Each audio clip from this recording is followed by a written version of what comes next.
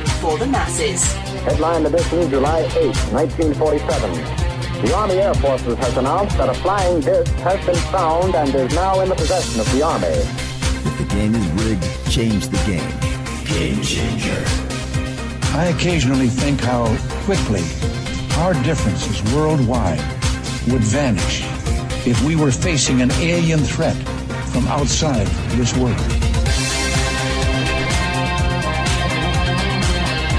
This is Fade to Black with your host, Jimmy Church, on the Game Changer Radio Network and KGRA, the Global Radio Alliance. I need your help to get to the year 1985. You're listening to Fade to Black with Jimmy Church on the Game Changer Network.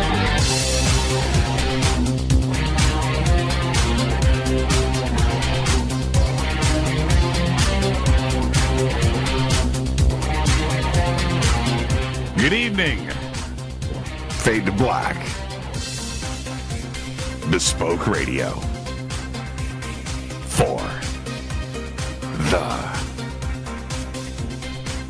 masses. Yeah, today's Monday, November 11th, 2019.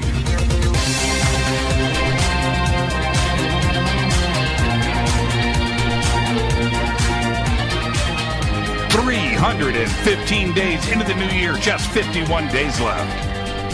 We're live from a bunker somewhere in the middle of beautiful downtown Burbank, California. And I would like to welcome everybody listening all around the world, all across the United States. Hither and thither, to and fro, back and forth, up and down, east and west, north and south, far and near. This is Fade to Black for KJCR, the Game Changer Network, and KGRA, the planet. I'm your host, Jimmy Church. What is cracking, everybody? How you doing? Today's Monday. Yes, it is Monday, 11/11/19. Very special day for some of you. More on that in just a minute. Kicking off this week, tonight, Andrew Collins is here live from the United Kingdom to discuss his new book. Here it is. Right there. Right there. Now, some say incorrectly Denisovan. Denisovan. Denisovan. We're going to find out how to say it tonight. And do you know, Andrew, Hybrid Humans, Gobekli Tepe, and the Genesis of Giants of Ancient America. You know, Andrew, nobody says Gobekli Tepe finer. And speaking with him about this book, I had to stop. I said, wait a minute. Let's stop right there. We'll talk about all of that tonight on the show. The book is an amazing read. And especially, it's done in two parts. He wrote the first half of the book, and then Gregory L. Little did the second half. And it's an incredible read. It's a real eye-opener. And so that's tonight. Gobekli Tepe, Hybrid Humans, not hybrid as you may think, but maybe, right? Welcome back, Fade to Black. I am your host, Jimmy Church. Tonight, Andrew Collins is here. Tomorrow night, Jeffrey Mishlove. Get ready for that. Wednesday night, Ed Nightingale is back to talk about Leonardo da Vinci and the Giza template. Thursday night is another Fader night with open lines all night long. Tonight, it's Andrew Collins. Yes, he's an author. He's a researcher. And he's here to discuss his new book. He wrote the first half. Second half is written by Gregory Little. Denisovan Origins, Hybrid Humans, Gobekli Tepe, and the Genesis of the Giants of Ancient America. He is a writer. He's a historian, and he is the author of more than a dozen books that challenge the way we perceive the past.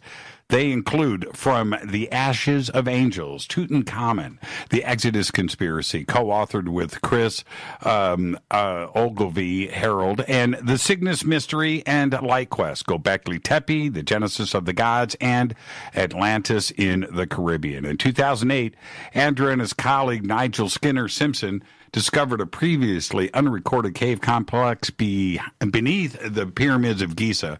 Still one of the more harrowing videos I have ever watched in my life. His website is, of course, andrewcollins.com. I would like to welcome back to Faded Black, Andrew Collins. Andrew, good morning. Good morning to you, Jimmy. Do you ever do you ever feel claustrophobic and go back and watch that video? I mean, yes, I do watch it. I mean, in some ways, I can't believe A, that we were doing it, and B, that we weren't wearing protective clothing for most of it. It looks like we just wandered in there, but it actually took a lot of planning, and we would like to have continued the work. But I mean, we got in 4 times and explored as far as we possibly could safely without carbon dioxide poisoning or whatever. And just had to leave it there. And of course, it was rediscovered the following year by Zahi Hawass himself, of course. The whole thing was on television on a reality show called Chasing Mummies that followed around Zahi Hawass. And there's a whole episode where he goes inside the caves and says this is the greatest adventure he's had at Giza ever, basically. And this is after he denied that the caves actually existed when we'd found them.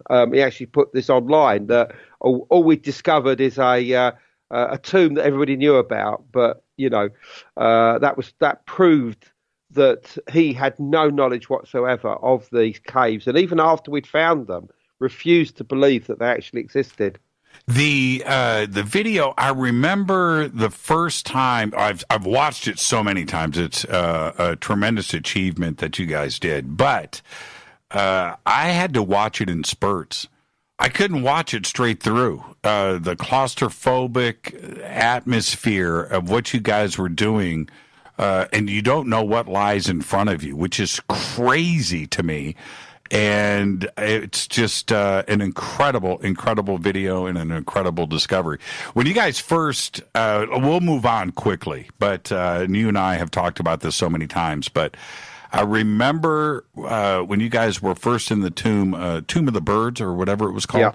Yeah. And you flash your flash and you see that little opening in the back. Yeah. And the last thing that would be on my mind is crawling through that. That would be the last thing, man. And you guys actually did not knowing what was on the other side. And it was just an incredible achievement, seriously. I mean, in some ways, I looked through that hole and thought, oh, my God, that looks incredibly dangerous. And, of course, it was. But, I mean, that's what I'm in it for. I mean, I suppose we've all seen Indiana Jones films in our lives and know what people like that, as fictitious as he is, what they have to do, and you have to do it. You are now in that position, and I also remember thinking that of the discovery of Tutankhamun's tomb by Howard Carter and Lord Carnarvon, and then piercing that little hole, through the door and Carnarvon say, what is it? What have you found? And he turns around and says wonderful things, and I deliberately put, words to that effect to the Edgar Cayce Foundation, who were partly responsible for funding the investigation of the caves, and I deliberately worded the whole thing, wonderful things type thing, because it was a wonderful things moment for me. And I don't think there'll be anything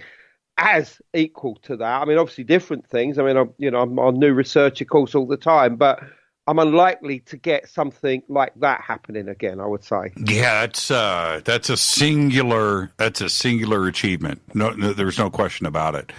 And if anybody is wondering what Andrew and I are talking about, Just you can Google it and head over to YouTube and check out the series of videos of Andrew and his team crawling through that hole and what they found. And that was actually over. That was a year, right? You started one year and finished the second.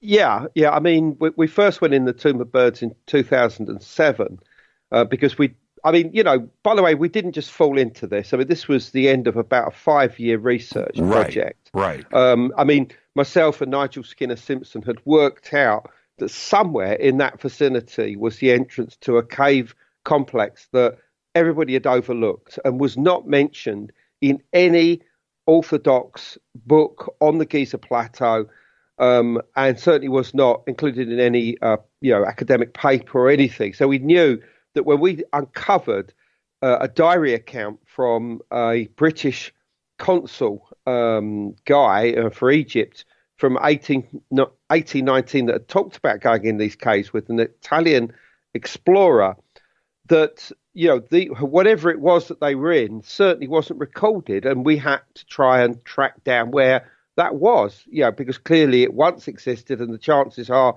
the entrance was still there somewhere, but had just been lost. That's why I always say we rediscovered, because quite clearly it had been found at the beginning of the 19th century.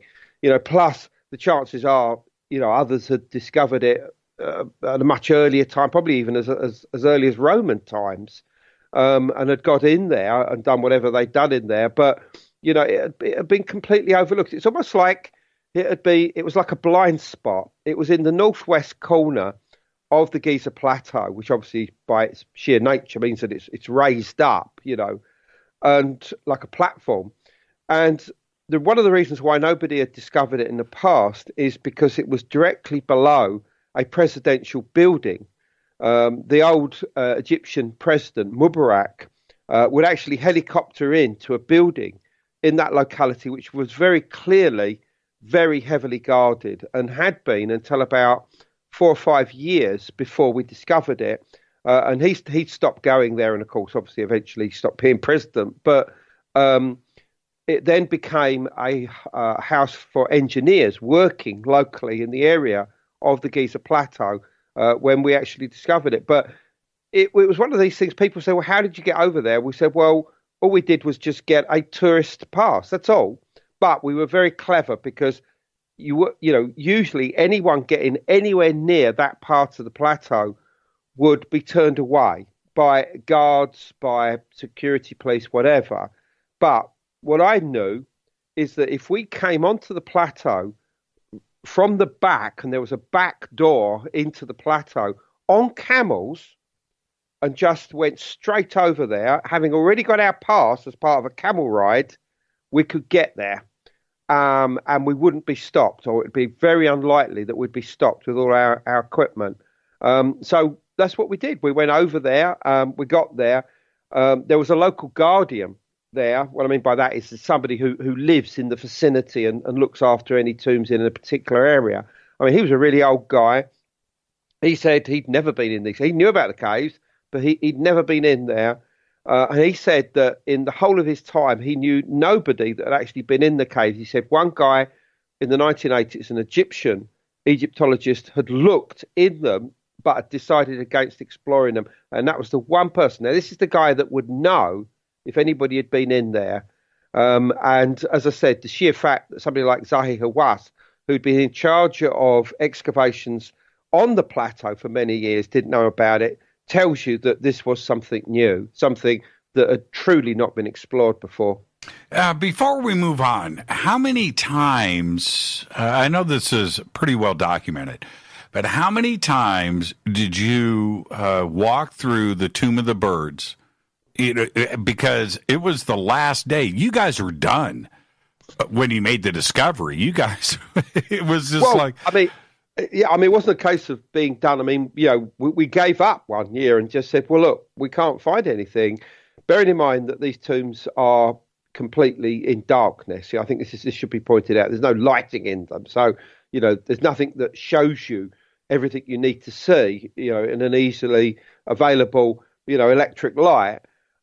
So we could be excused for missing very small hole at the back of the tomb in one of the corridors, and we but the information came back that it was somewhere in that area, and we even found a map, and the map had to be interpreted because it was all done through letters A to Z and AA, BB, CC. It was covered, and it talked about. We found another reference to caves being in an area which I can't remember what they were now, HH or something like that, and the way that the whole thing was written, it was done at the beginning of the 19th century, was so poorly represented as far as the way that we would do a map today and it wasn't an accurate survey. It was just a sketch.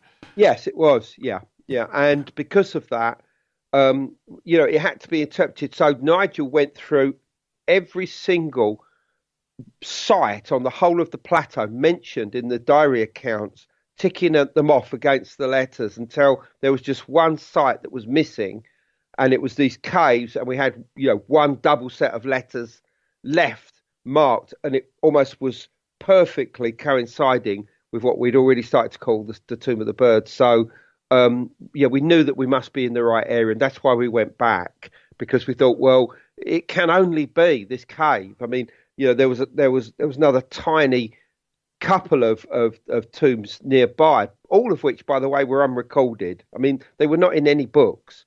The only reference to the Tomb of the Birds was from a guy called Howard Weiss back in about 1839, where it said that he and his British engineer friend John Perring had actually been inside the tomb, not the caves, and had found the bodies, the mummies of birds, of large birds in there, which is obviously the reason why it's called the Tomb of the Birds today.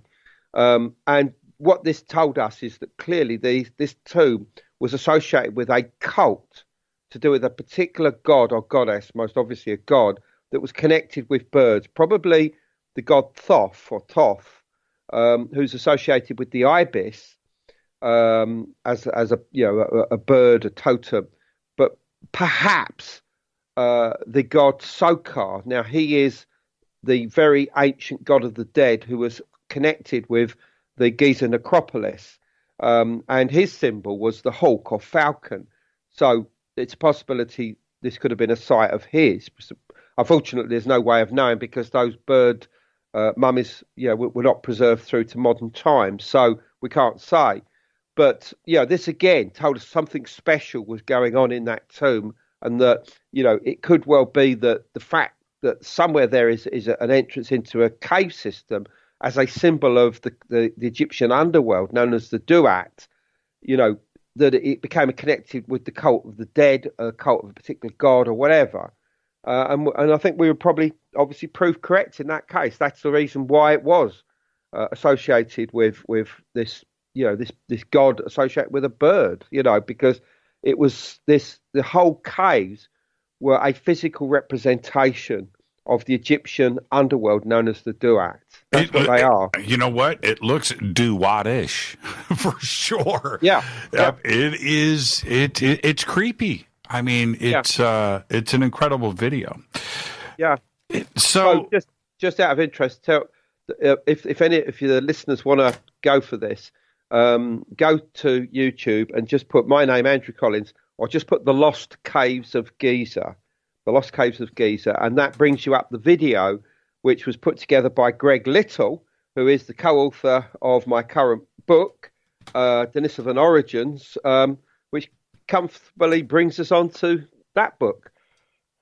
And I'm pulling it up now. I will get, here it is right here. I'll get this up during the break, and everybody needs to go and watch this. It's a pretty incredible video. Pretty incredible. Yeah. It's very well done as well. I mean, he's done an incredible job. He's got recreations, reconstructions, all sorts of stuff in there. It's a brilliantly put together video, and it's free. You can just watch it. Say the title of your new book. Denisovan Origins. And we've already had a a conversation on this about whether it should be Denisovan or Denisovan. And the answer is Denisovan, because the people that came up with this name, who were members of the Max Planck Institute of Physical Anthropology at Leipzig in Germany, this was the name they come up with. This was the pronunciation, Denisovan. And it's after the Denisova cave, which is where we learn about the people we're going to be talking about, and that's the Denisovans for the first time. It becomes what's known as their type site, the place where their remains are first found, that, evidence of their culture is first excavated and identified. So, and the reason why it's called Denisova Cave is because in the 18th century, there was a monk or a hermit who actually lived in the cave, and his name was Denisa. Denisa. And you have to remember we're in Russia here, so everything's pronounced slightly different to how we might do in the West. It's not Dennis, like I might say in England. You know what I mean? It's Denisa. I've also verified that with some of my Eastern European friends. I've said, look, if you see this name, Denisa, how is it pronounced? And, they say the same. So it is Denisovans, not Denisovans.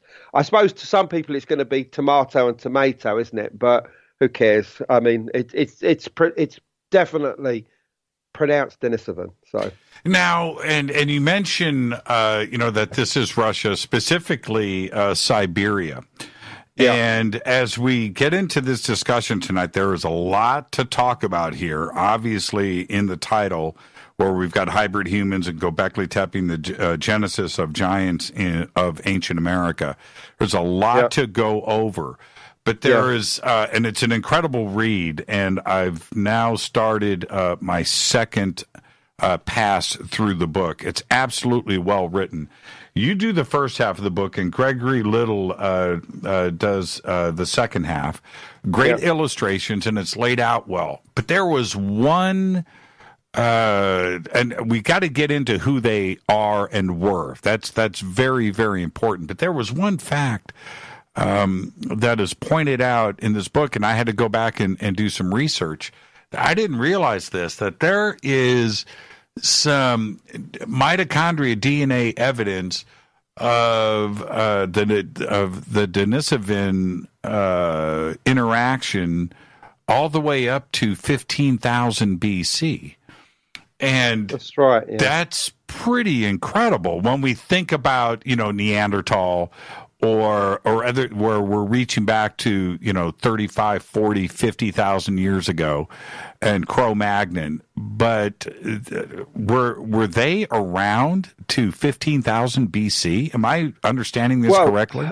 I mean, obviously we haven't got a window into 15,000 years ago to give us the exact answer, but the evidence of this comes from genetics. You see, let's go into the story now. Before 2010, we didn't even know anything about the Denisovans. But in that year, a piece of finger bone that had been found 2 years early inside that cave, inside an occupational level that was full of cultural artifacts going back to about 40 to 50,000 years ago.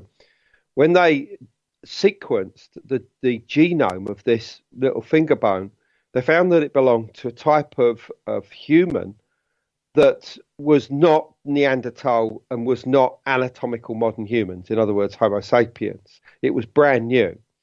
This stunned them because, obviously we knew about the Neanderthals back in the 19th century. And, we've got, at least a dozen to 20 full skeletons plus hundreds of other bones and skulls and whatever of them.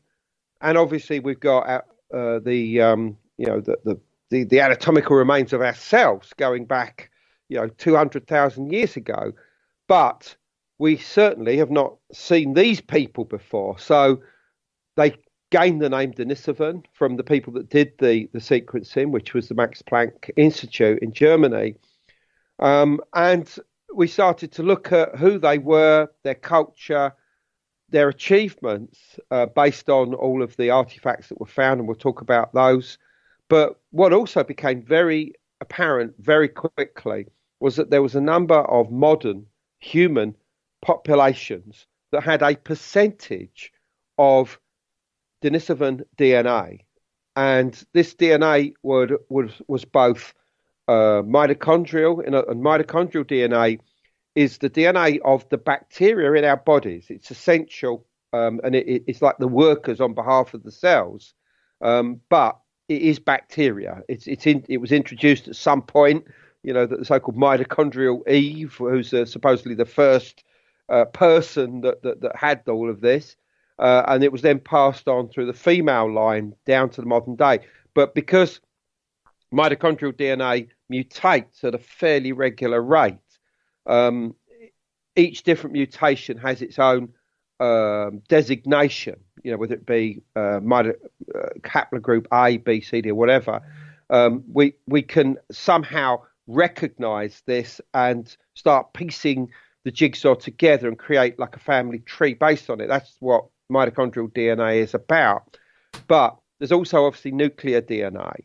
And the nuclear DNA relates specifically to what builds us, what creates our fingers, creates our eyes, creates our toes, creates our brains, makes us think, makes us work, and makes us who we are. And of course, obviously, that also mutates, but in a slightly different manner. But what we can say is that the genes that make up the genome, are found again and again within humans, obviously, because, the same ones make fingers in everybody.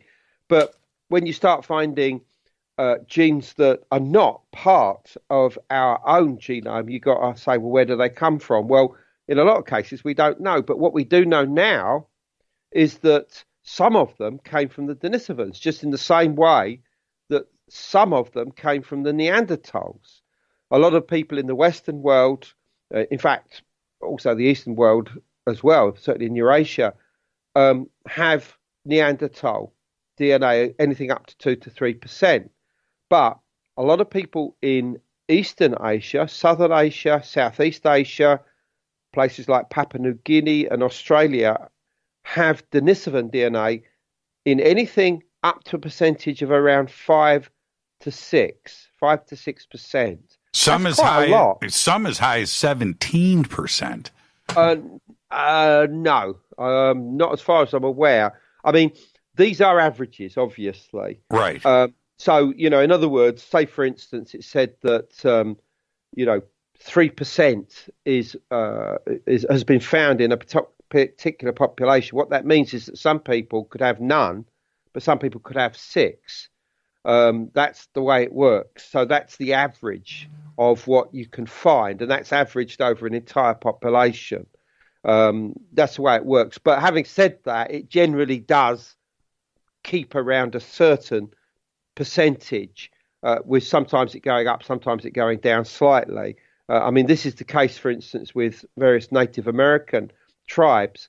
They have a potential of anything up to 3% Denisovan DNA. For instance, the Ojibwa, particularly the Ojibwa in the Great Lakes region, they've got quite a percentage. But that doesn't mean if you pin down an Ojibwa today and extract his DNA that he's going to have 3%. He has the potential of anything up to that. That's what's been found. But generally, it's actually a lot lower than that.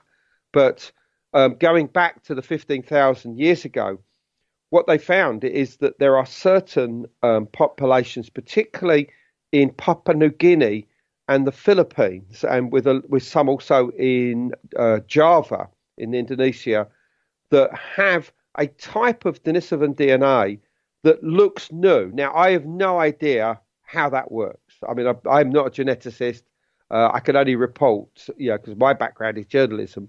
But, that when they look at it, they say the type of DNA here looks younger than what we expected for the Denisovans in other areas. And we suspect, therefore, that it must have been part of what they call an introgression. That means, interbreeding at a much later date.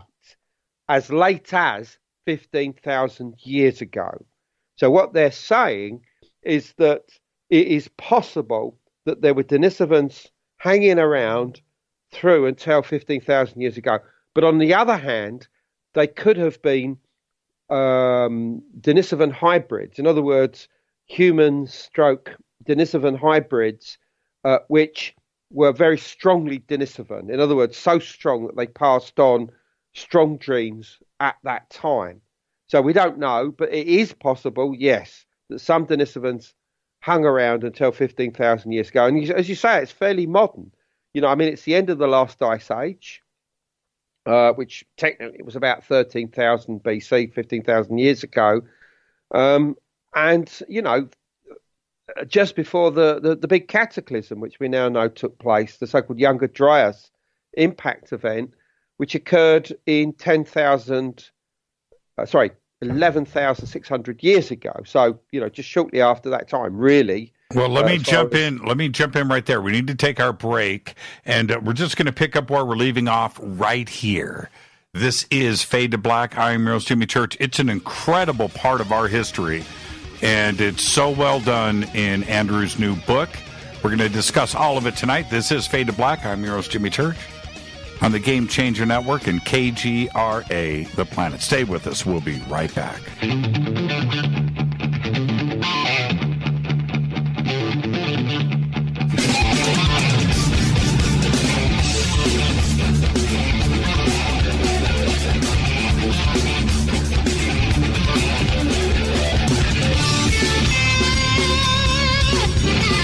All right, welcome back. Fade to Black. I'm your host, Jimmy Church. Tonight, our guest, Andrew Collins. We're talking about his new book, Denisovan Origins. It's incredible. Hybrid humans, Gobekli Tepe, and the genesis of giants of ancient America. There is a lot in this book. It is illustrated. Great color section in the middle, by the way. Really well done, and it's very comprehensive, Andrew. And for me, this is the kind of stuff that I enjoy, and it's a tremendous read. We left off right before the break talking about the Younger Dryas, and the one thing that this book, I get the feeling of, and this is because we're going to get into the Younger Dryas now, where we left off, is that I've always felt that looking at Gobekli Tepe, and I know I'm saying it wrong. I don't say it as well as you. Looking at Gobekli Tepe, and you know that we have discussed it so much on this show. It's such a big push of what we do. I had always felt that the construction of Gobekli Tepe came from the north. The possibility of everything coming from the south and out of Africa and going north, that's nice. But I felt like it came from the north and possibly out of Siberia. Is this where the book, is this the foundation of what you're trying to present? Yeah, I mean, your intuition is 100% accurate. And it's interesting that you should feel that way. It's almost like, when people look at it, they get a sense of origins and, exactly what is going on there. There's something deep inside, something ancestral that tells us where this came from. So let's talk about Gobekli Tepe. By the way, I think you were saying it pretty accurately, actually. Now, this is a place which, obviously, I first went to in 2004. And at that time, there was nobody there. In fact, there wasn't even a road. A proper road to it, and I was there for this big cultural festival at a place called Diyarbakir, which is the administrative centre of southeast Turkey. And I said as part of the deal, could I see some of these sites I've written about? These other sort of Neolithic places that I've been talking about in books like From the Ashes of Angels, Gods of Eden, and others. And they said, yeah, sure, just get, we'll give you a car, we'll give you a driver, we'll give you an interpreter. It's brilliant. So we went to see all these great sites, including, of course, Gobekli Tepe. And I mean, we could see where it was. I knew it was marked by this lone tree on the top of a hill, but we just couldn't get to it. So we drove through fields to get there. And eventually the car just couldn't go any further. And I just walked down valleys and up hills to get there. And there was no one there. I was with my ex-wife. Obviously, our driver and interpreter came with us. And the only people that came across was the local farmer and his son, who came across to shake our hands and say hi. That was it. And also most of the important stones that we now know about, like the vulture stone, hadn't even been uncovered at this time. I mean, you could see the heads of them, but they didn't know what was actually on their stems, all the beautiful carvings. So I wrote about that in a book called The Cygnus Mystery, which came out in 2006. And I did a lot of work on Gobekli Tepe, suggested that the different stone enclosures, their axis was orientated towards the north, towards the stars of the constellation of Cygnus, the celestial bird, this being a soul bird in many different cultures of the northern hemisphere. And I felt that there was some kind of soul journey involved, using the symbol of the vulture, which was the ultimate symbol of death and rebirth in the Neolithic period, and that they believed in some kind of sky world entered through the constellation of Cygnus. And that's what I wrote in The Cygnus Mystery. And then years later, they find this beautiful stone 43, which we now know as a vulture stone, which is almost like this sky map of different creatures that are quite clearly representing the night sky. And I think that virtually every researcher who looks at that stone has come to that conclusion. They haven't necessarily always come to the conclusion about what stars or constellations are being represented. But I mean, for instance, one of the animals on there, or creatures, is a scorpion, which as early as I think 2008, a RKO astronomer by the name of Juan Belmonte suggested was the earliest representation of the constellation of Scorpius, which we know was later identified by Mesopotamian cultures like the Sumerians and the Akkadians and the Babylonians as a scorpion. So, he proposed that. So that was the beginning, really, to say, right, well, if there's a scorpion on there, what does the vulture represent? Well, it was somebody else, actually, an Armenian academic, who came back and said that vulture is a representation of Cygnus as the main feature on the whole of this stone, because that's the way Cygnus looked back in about 9,500 BC. It had this strange W-shaped wings, this creature, and you could put all the stars within it perfectly. And what's interesting is the reason why these Armenians were interested in this is because in Armenia, the constellation of Cygnus is not a swan, it's a vulture. And it's also a vulture in the Near East. It's also a vulture in Greece, as well as it is as a swan. And so that's how they were able to identify it so easily. And of course, this came together perfectly with what I'd already suggested to do with the astronomy of Gobekli Tepe, that the stone enclosures were orientated towards the north, towards this point on the horizon where the brightest star of Cygnus would set each night. But anyway, coming back to the origins of these ideas, well, in the book Gobekli Tepe, Genesis of the Gods, which came out in 2014, I obviously furthered these ideas. And what I tried to show was that there was considerable evidence to demonstrate that the people that had constructed Gobekli Tepe must have come from the north, probably via the Caucasus region, which is the mountain range between the Black Sea towards the west and the Caspian Sea towards the east, and that they'd come from probably beyond that on the Russian steppe somewhere. Now, that's what I said. Now, I pinpointed a particular culture known as the Swiderians, and they ranged in their territories from the Ural Mountains in the east to the Carpathian Mountains of the West. Now, the Carpathians obviously is in the region of places like Romania, Hungary, Poland, etc., etc. That's as far as they went. And what I showed is that the stone tools that were being discovered at Göbekli Tepe matched almost exactly those of the Swiderian peoples. But at that time, this was like a great discovery for me, and I put this in the book. But now I know a hell of a lot more about it. And what we can say is that the style of stone tools, particularly what they call microblades, blade technology, and the way that certain types of these blades are manufactured using a process known as pressure flaking, is something that is very easily traced. It's like a paper trail, if you like, that begins in the area of Siberia, passes through the area of the Urals, and then very gradually pushes its way westwards and then eventually southwestwards down through the Caucasus into the area of Göbekli Tepe, about 9,600 BC.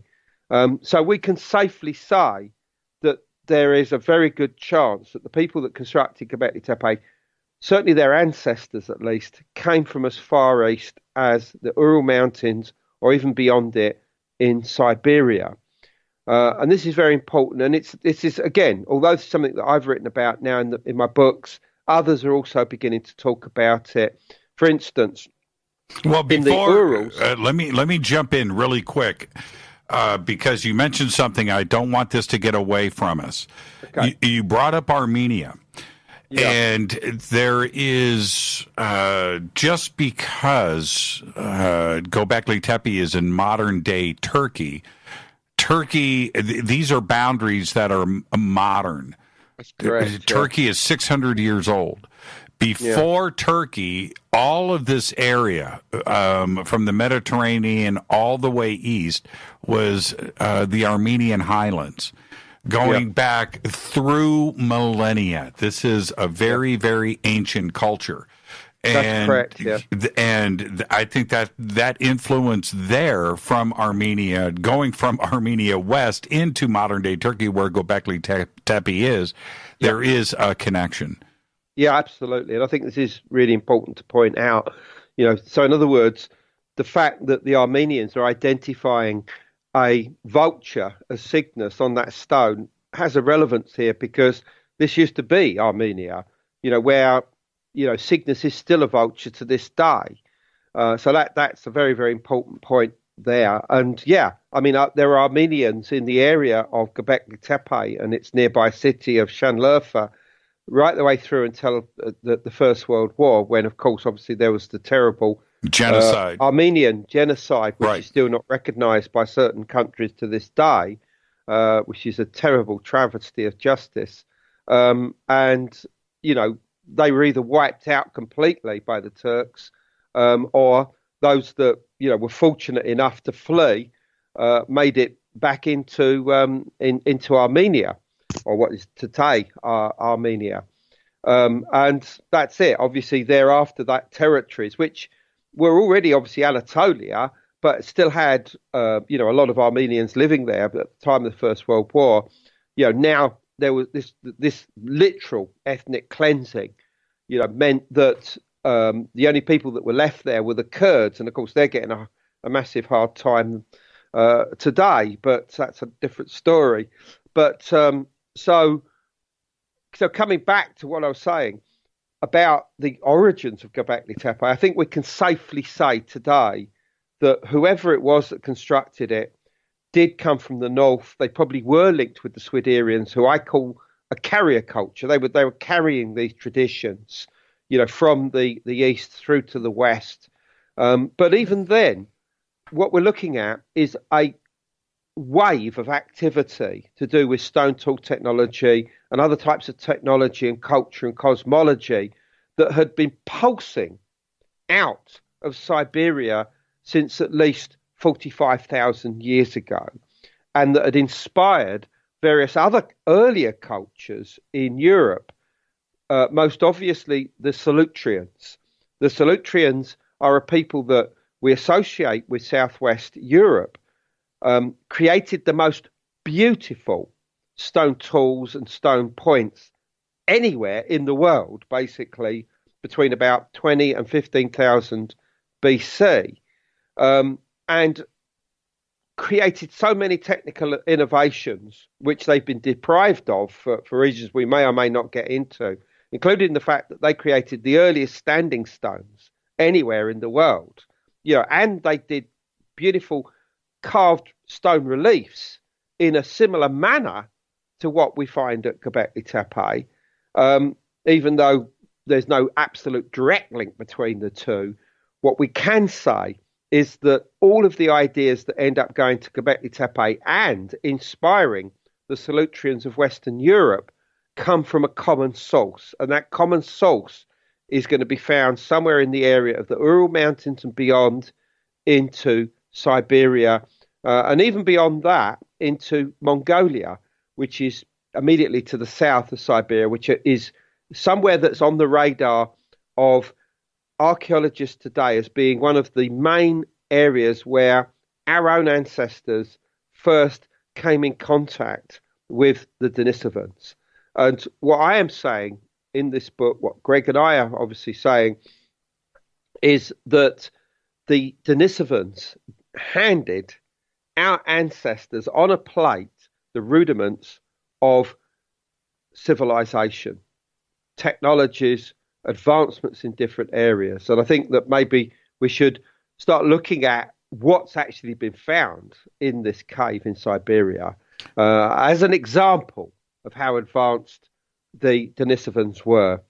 For instance, if you haven't already looked it up, have a look at the Denisovan bracelet. Just put it into the Google search.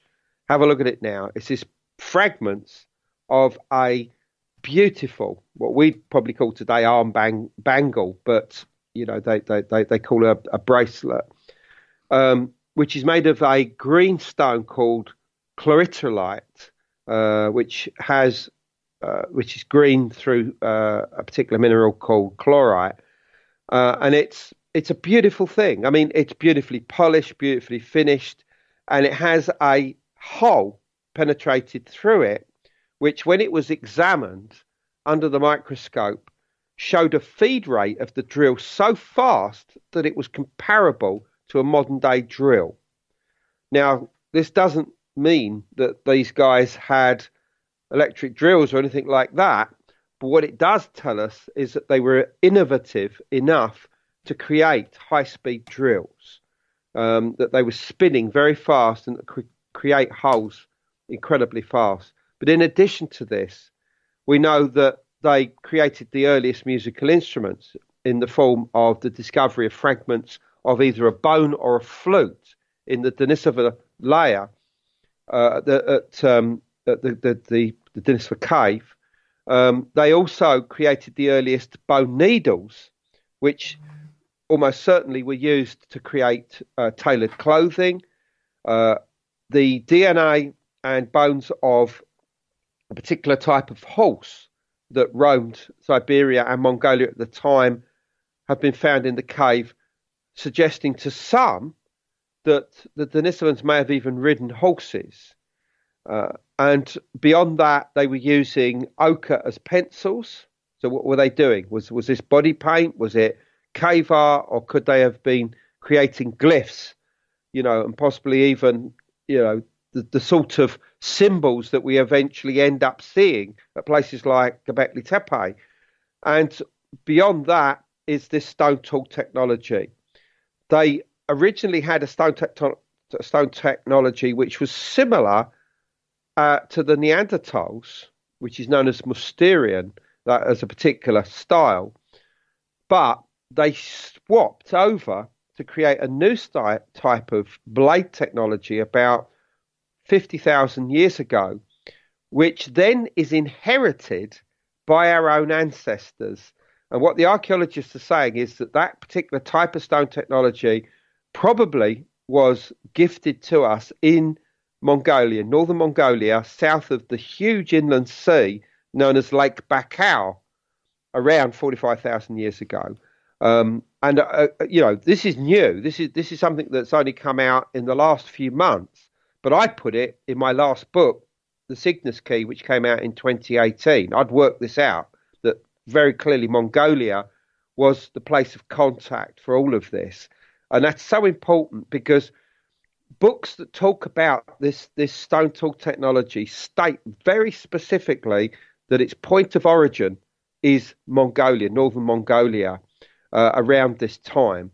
So if all of this is correct and we can put all the pieces together, here we can show for certain that the Denisovans gave us this particular type of stone tool technology, which, by the way, can't be just done by anybody. It has to be taught from teacher to pupil, because it's so complex in style, and that's how we can, we can work out where it comes from, because we can see where it was and where it reached, and we can see the paper trail all the way through to where it ends up, which is Gobekli Tepe.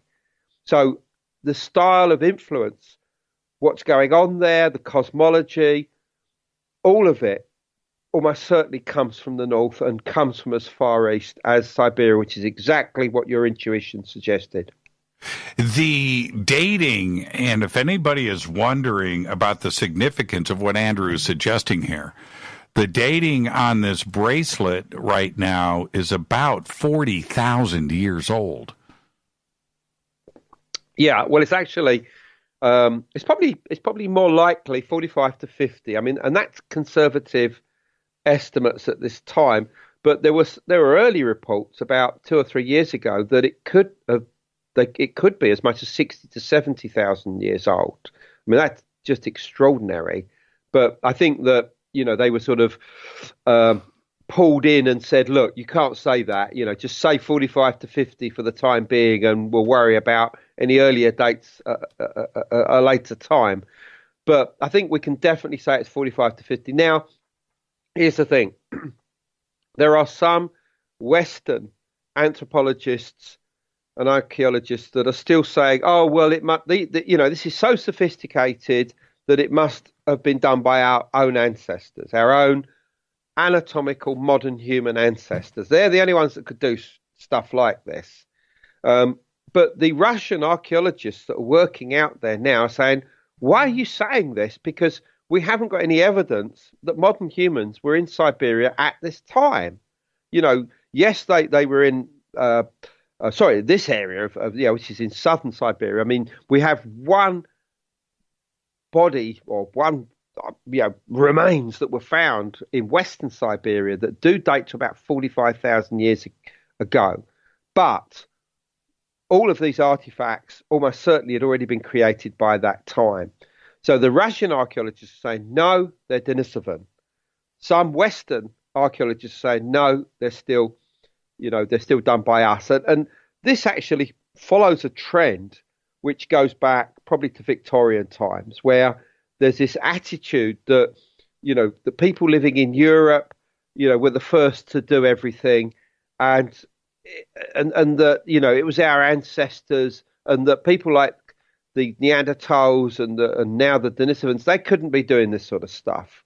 But this is just rubbish, and we need to start thinking outside the box here and to credit these distant cousins of ours of having given us the rudiments of civilization, because I think this is the key. Because if we think of where civilization comes from, if we accept what archaeologists they say it's just a slow process of what they call independent invention that takes place all over the place. Let's say needles, bone needles. The oldest bone needle that we have now comes from the Denisova cave, and it was almost certainly created by Denisovans. But what the archaeologists say is that people invent needles all over the place. They suddenly come up with this idea, oh, let's invent the needle today. And that there's no connection between, let's say, the presence of needles in Siberia and the presence in needles in southwest Europe by the Solutreans, for instance, around 20,000 BC, or by the so-called Gravatian peoples of northern Russia about 30,000 BC. There's no link between any of these. They all invented them independently. This is crap. This is it is just crap. It's because you can follow the course of the bone needle from out of Siberia going westwards into southwest Europe, eastwards into places like China, or northeastwards into the Russian Far East. It's like a pulse of activity, a pulse of cultural activity that that has its point of foundation in the area of Siberia and Mongolia. And this is just one example.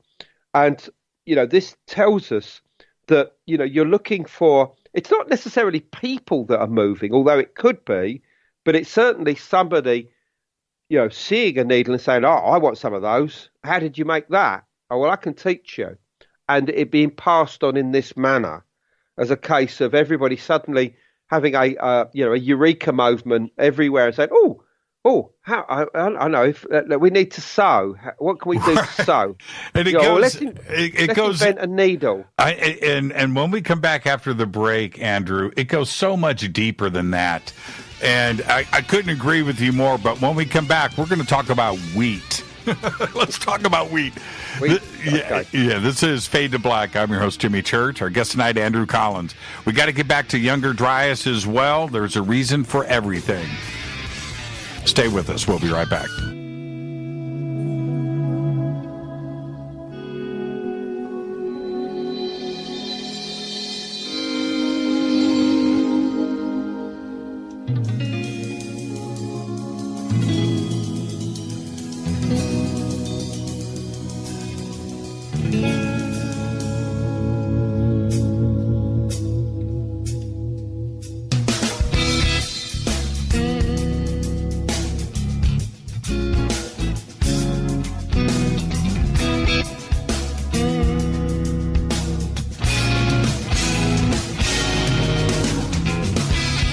Welcome back, Fade to Black.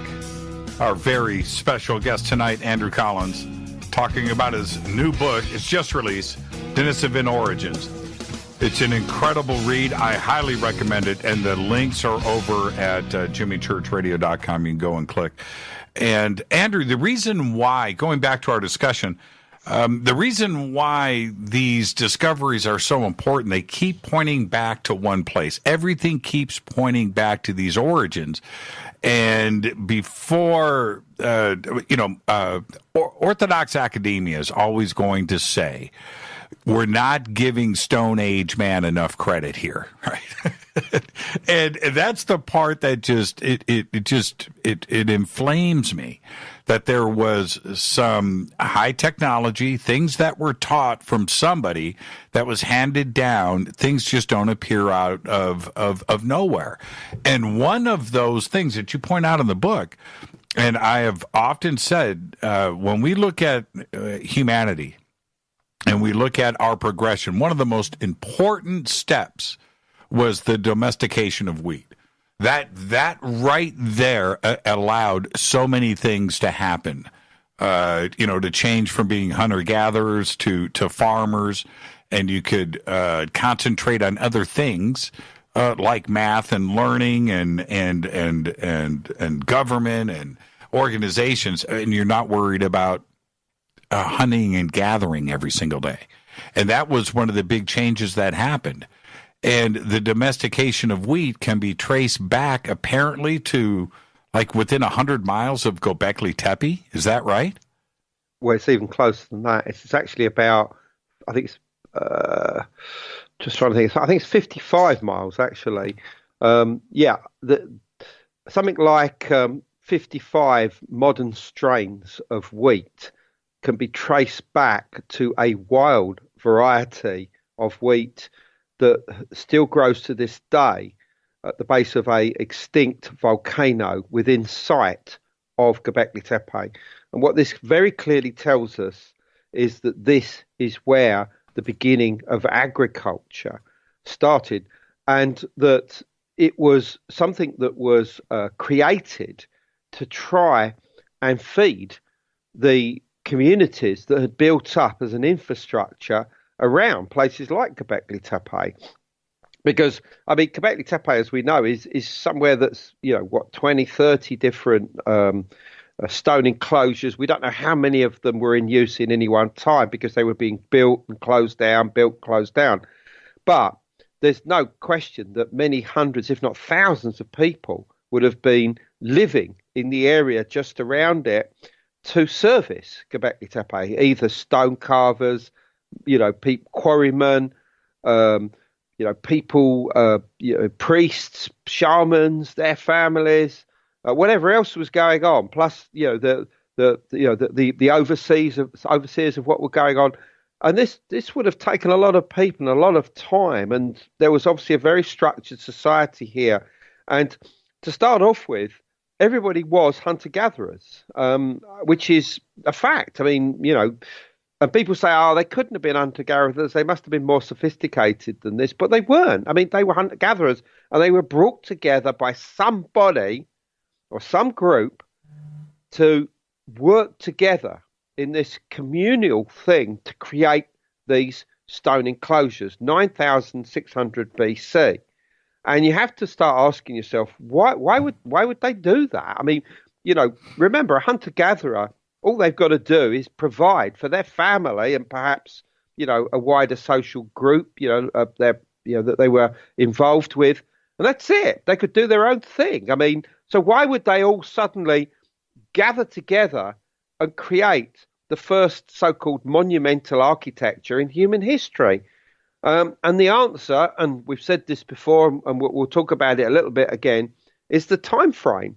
It's because 9,600 BC corresponds to the end of a 1,200-year mini ice age known as the Younger Dryas, which had been triggered at the beginning of it by a series of comet impacts and cataclysms, which had devastated the world and had continued on and off for hundreds of years afterwards. And it may even be that the end of the Younger Dryas occurred so quickly that it must have involved another cosmic event of some kind. Exactly what, we don't know. And this would have so traumatized the world at this time that people would have gathered together and said, look, how can we stop this sort of stuff happening again? A phobia, a true phobia.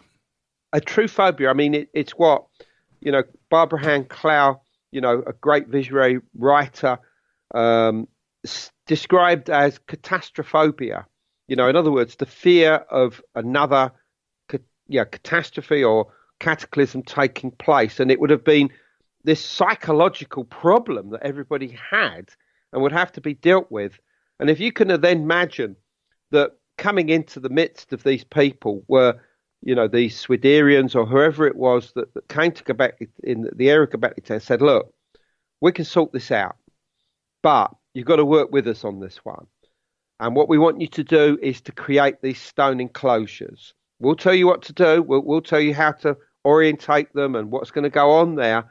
But what we will do on your behalf is to go into the sky world and deal with the supernatural creatures, which were usually canines or wolves or foxes or coyotes or whatever, that were seen as responsible for all of the mischief that brings about chaos and catastrophe in the world.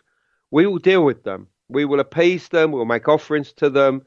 We'll try and stop them from doing what they're doing. And every time a new comet appears in the sky, and this is it. This is what was going on at Göbekli Tepe. I'm certain of it.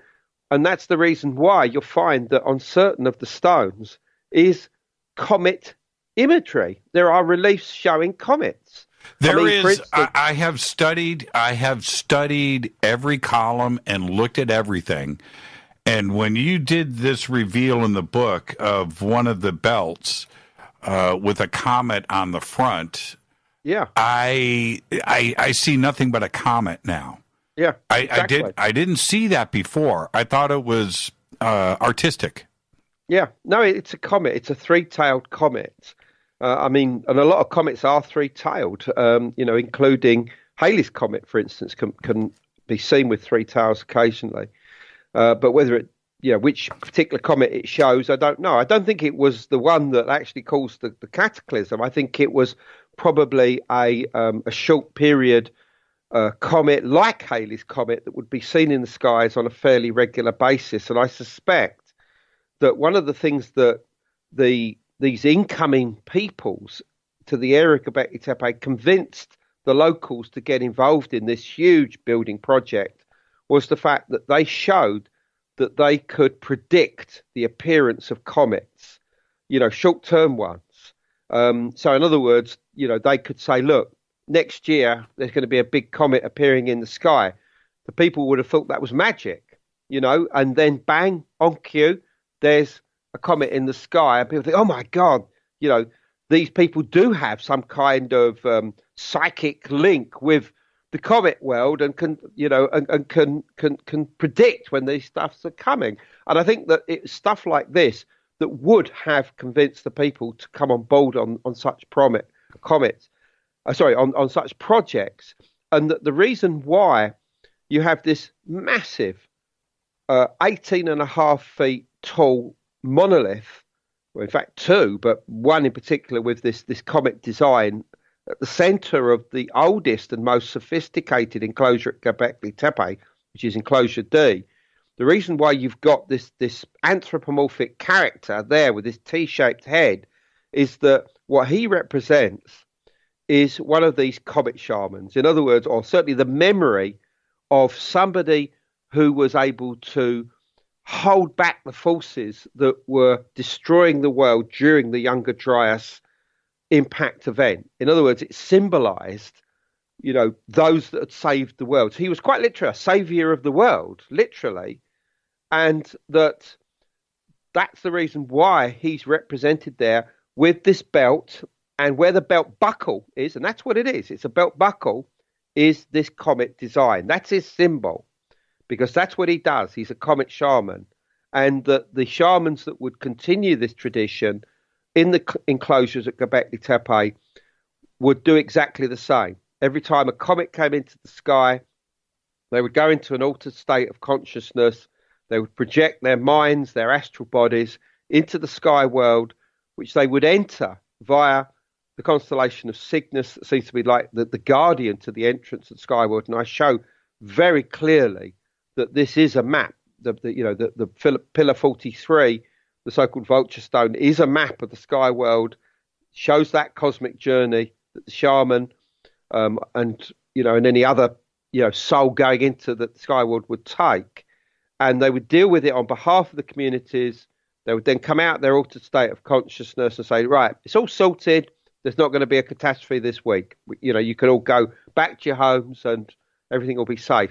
And these type of rituals were going on around the world, certainly through until the last few hundred years. I mean, for instance, I record in this book, as I've recorded in past books, a account of just such a ritual taking place in Mexico at the time of first contact.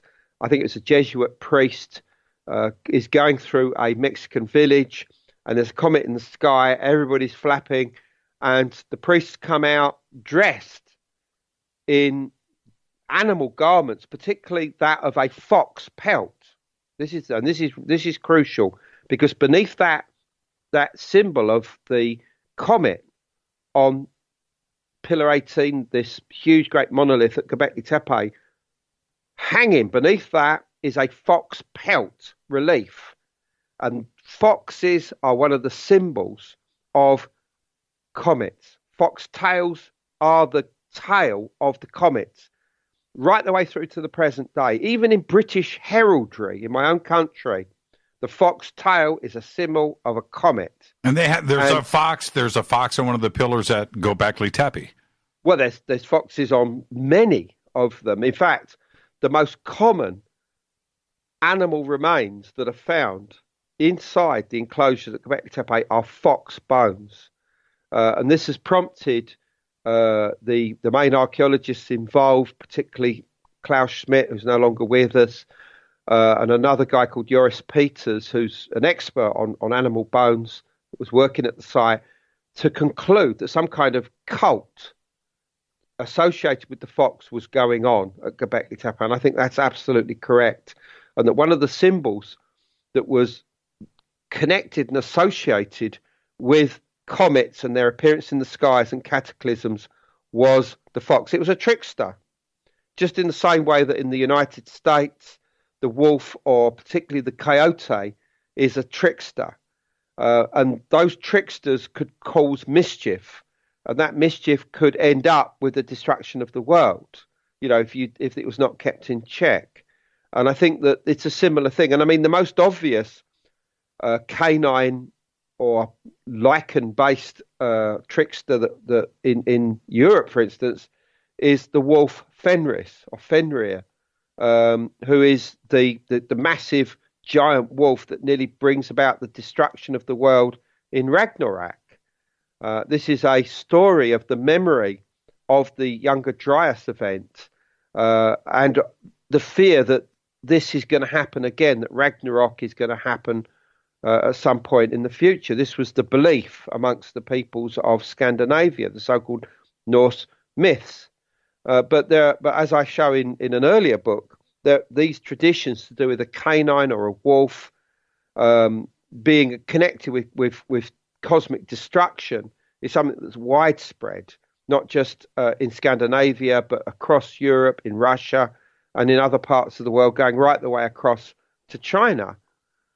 So, these are all ideas which are associated with the period just before the construction of Gobekli Tepe and give us a motivation for why it was constructed. And again, these were ideas I originally put in Gobekli Tepe, Genesis of the Gods in 2014, and a number of other key researchers, some of them academics, have taken this and run with it now. And you'll find this in other people's books now. And I think that we're on the right track. I think this is exactly what was going on, because 9,600 BC, when the earliest enclosures of Gobekli Tepe were constructed, this is the tail end of that time, the very decade that this Younger Dryas event ends. It's also the date that Plato gives us for the destruction of Atlantis. And I think this is crucial as well, because Plato was very clearly aware that in the past there had been a massive catastrophe. He obviously didn't know it was anything to do with comets. He just says it was earthquakes and floods had brought about the destruction of Atlantis. And I think that, somehow this information had come to him, whether it came from traditions in Egypt or somewhere else, that he was able to put a story together, which we know as the Atlantis story today, about this huge, great cataclysm that had destroyed the world in the past. He got it right, and he got the time frame correct. And so many academics have looked at that Plato story, said he couldn't have been talking about 9,600 BC. He must have been talking about something that went on in the Mediterranean, let's say 1600 BC. Let's change everything and suggest that it was perhaps a volcano. Yeah, the Santorini, theory eruption that devastated Egypt and the Eastern Mediterranean and Crete and whatever. That's obviously what Plato was talking about. He couldn't possibly have been talking about anything any earlier, but we now know that that is rubbish, that he was onto the Younger Dryas event.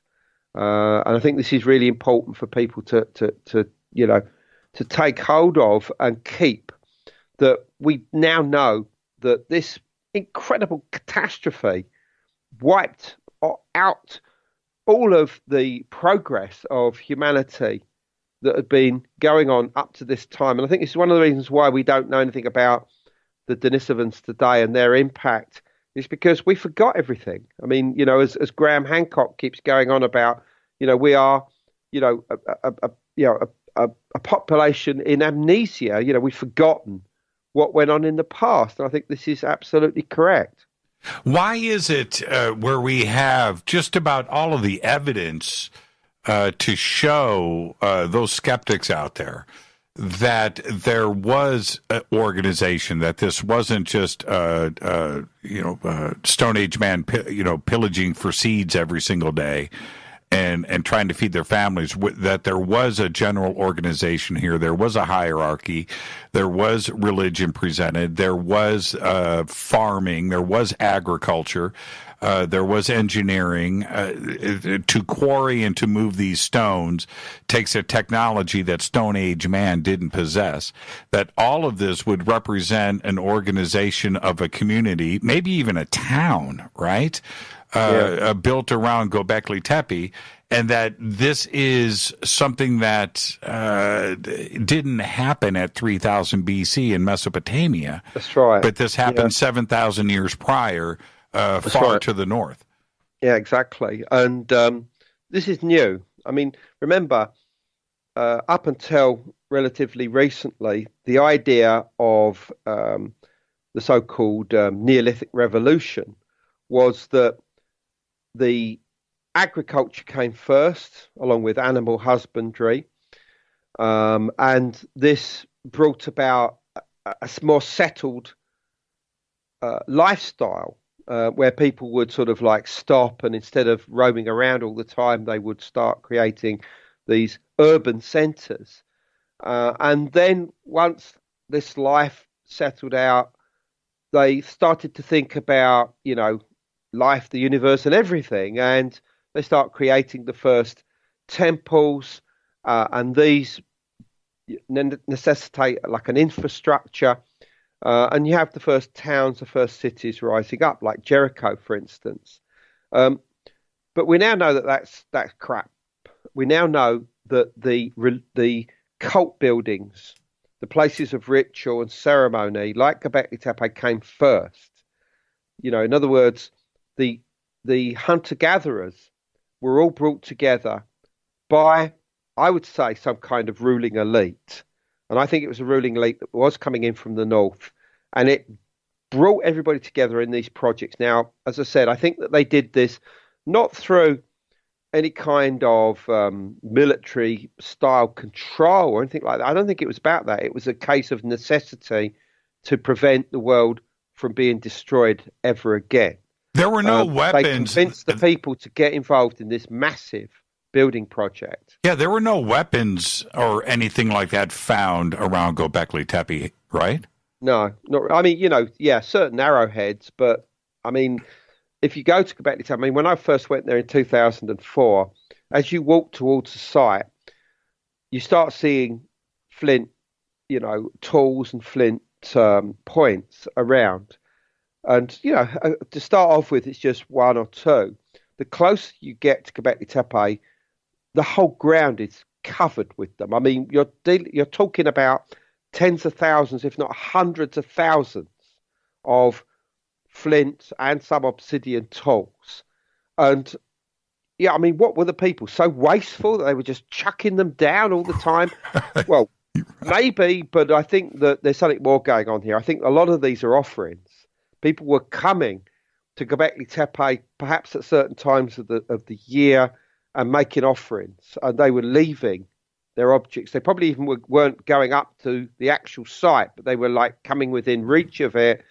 Maybe just doing their rituals or making their offerings or doing their thing and leaving these. And I think that this is exactly what was going on. That's why there are tens of thousands, if not hundreds of thousands, of stone tools in the vicinity. But yeah, I mean, people were being brought together. I mean, and you talk about the towns around Göbekli Tepe. It wasn't a town like we think about it. It was a series of what we know as occupational mounds. These would have circled the whole area around Göbekli Tepe, some of which we know, most of which have not been excavated even to this day. They're still there, still waiting excavation now. And this is where the people lived. And they would have then taken what they needed to do, what they needed to have to survive for a few days. They'd have gone up to Göbekli Tepe, which is quite a climb. This would have probably been a couple of miles, 2 or 3 miles, maybe 5 miles. They would have gone up there and they would have stayed up there, done their thing, and then come back down to their families. and then gone back up there again. That seems to be what was happening, because there's no evidence at Gobekli Tepe of anybody living up there. Only recently did they find any evidence of fire. And you think that they, need to keep warm occasionally, particularly if, as it's just after the end of the last ice age. They were going up to Gobekli Tepe, doing their thing, doing their rituals, ceremonies, and the ceremonies, and then leaving it. Yeah, let me jump in before we hit this break. We've got about 90 seconds. The ceremonies weren't religious as we look at religion today. They were ceremonies that were more astronomical, right? And space and comet related. Yeah. I mean, they were out of necessity. But I do believe that what this did was to create the earliest priesthoods. They began at Gobekli Tepe. Comet shamans. Yeah. Comet shamans. I think I want to make some comet belt buckles. I think that's next. I want some comet belt buckles. That would be pretty cool, actually. That would be pretty cool. I've gone back and looked. I've shown everybody. We have talked about this belt buckle so many times on this show. And now what I just looked at in the past is just a conventional belt buckle, but it is clearly a three-tailed comet. Extraordinary. All right, we've got lots to talk about. Let's take our break. When we come back, we're going to talk about what is going on at Gobekli Tepe right now, and then we're going to talk about some other stuff and head up over to Israel. We'll be right back. Stay with us.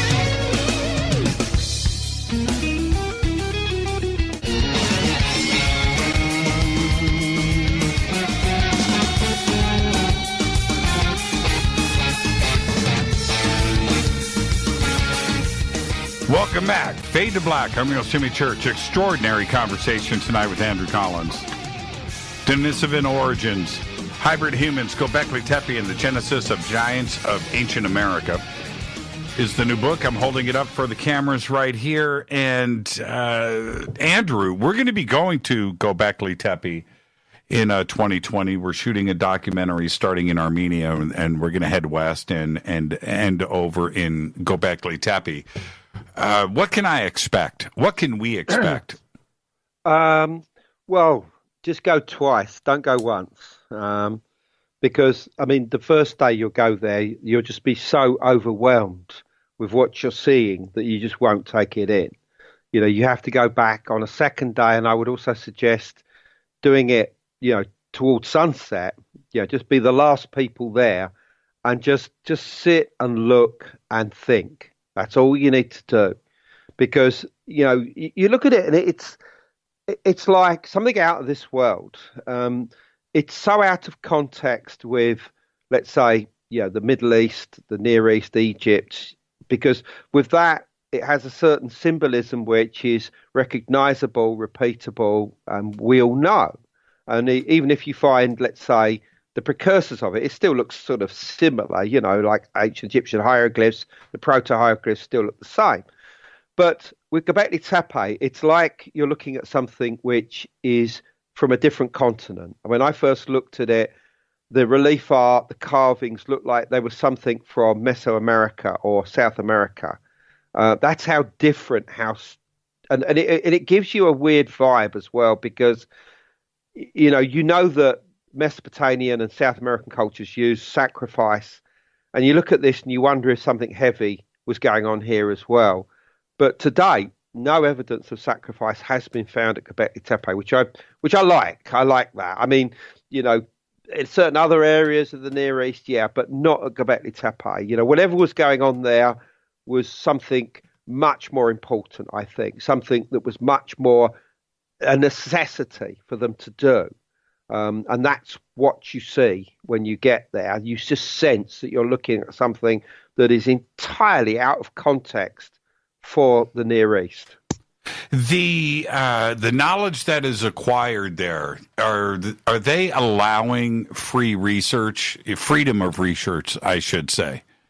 No, because I probably am the first person to be banned from Gobekli Tepe now. What do you mean? What do you mean from banned? Turkey. And yeah, this is true, and this has all come about over the last year. Myself and a tour group went there, I think in the fall last year, and we were just hounded and thrown out the site. I mean, we weren't doing anything other than, you know, being tourists, and I was obviously answering a few questions of people. And the British archaeologist who's in charge there, a guy by the name of Dr. Lee Clare, was basically orchestrating his security men to just hound us and get rid of us. And I went up to talk to him and shake his hand. I mean, I'd actually corresponded with him previously to this, and he just repelled backwards and wouldn't even shake my hand and just says, we don't want your lies and pseudoscience here. And I was told to leave now and not return twice. And also, I learned that my name was on a blacklist for Gobekli Tepe and other sites, that basically if I turned up, I was not to be admitted. And that was it, really. I mean, why? Because that's the question. And the question is because I dared to talk about Gobekli Tepe. Gobekli Tepe is in a country which is incredibly politically sensitive, because not only obviously have you got the crackdowns on any culture, religion, or identity that's not that of Orthodox, Islamic Turk in Turkey, but you have an incredible sensitivity about what's going on at Gobekli Tepe, because the fact that it's being promoted as the first temple in the world, I mean, a term I almost certainly used myself here and there, is a very sensitive issue, because obviously in an Islamic country, the first temple in the world is Mecca and can only be Mecca. It can't be anywhere else. That's what the Quran says. That's what the teachings of Islam say. So it cannot be Gobekli Tepe, which is clearly much older than Mecca. So there has been what's the right word, a push to try and show that Gobekli Tepe is not religious in any way, and is in fact domestic buildings that just happen to have nice relief on them, because that is more suitable. And that and that the only way that any kind of religion that has gone on there has to be interpreted through the Quran, and the only way that you can do that is to suggest that it is the house of Terah. Terah was the father of Abraham. Abraham was born and lived, according to Islamic and Kurdish tradition, in the area of Gobekli Tepe, in the local city of Şanlıurfa, and that Terah, his father, had idols, and that Abraham came along and didn't like this, obviously, as he was, obviously monotheistic. So he decided to smash up all the idols, but leave the biggest of the idols, and then tell people that the big idol had come alive, and smashed all the other ones. This is what your gods do. Therefore, they're obviously bad. This is what we're told in Islamic and in other traditions as well from that region. And there has been an attempt to try and connect the House of Terah with Gobekli Tepe.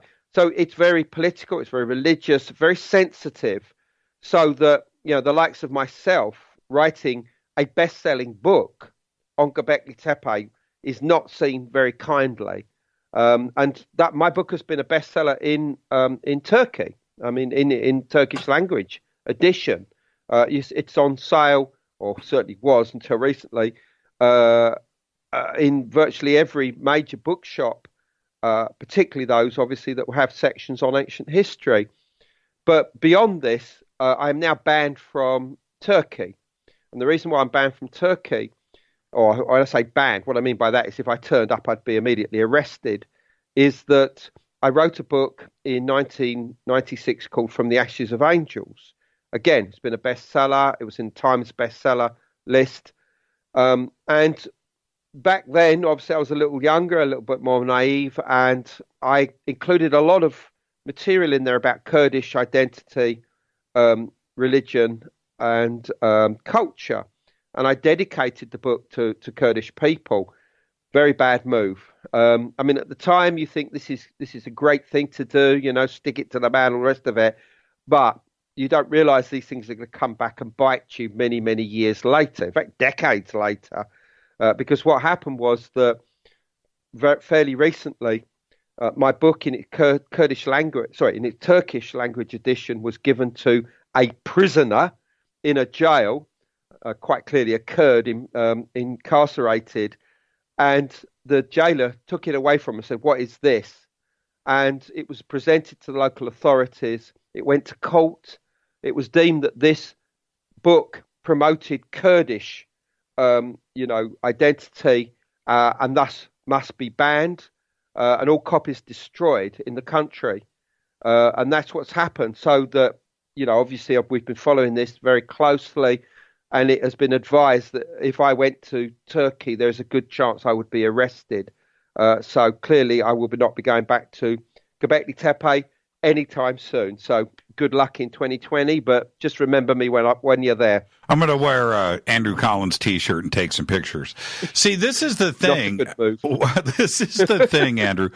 I have had this fear, this Pandora's box, that because of these exciting discoveries right now that are going down in modern-day Turkey, that the Turkish universities and the archaeologists there are going to present this as Turkish discoveries from Turkish ancestry, when anybody that understands history knows that Turkey is 600 years old, and prior to that it was the Armenian Highlands. That's the end of the story. It was the Armenian Highlands for 6,000 years, right? This isn't something modern.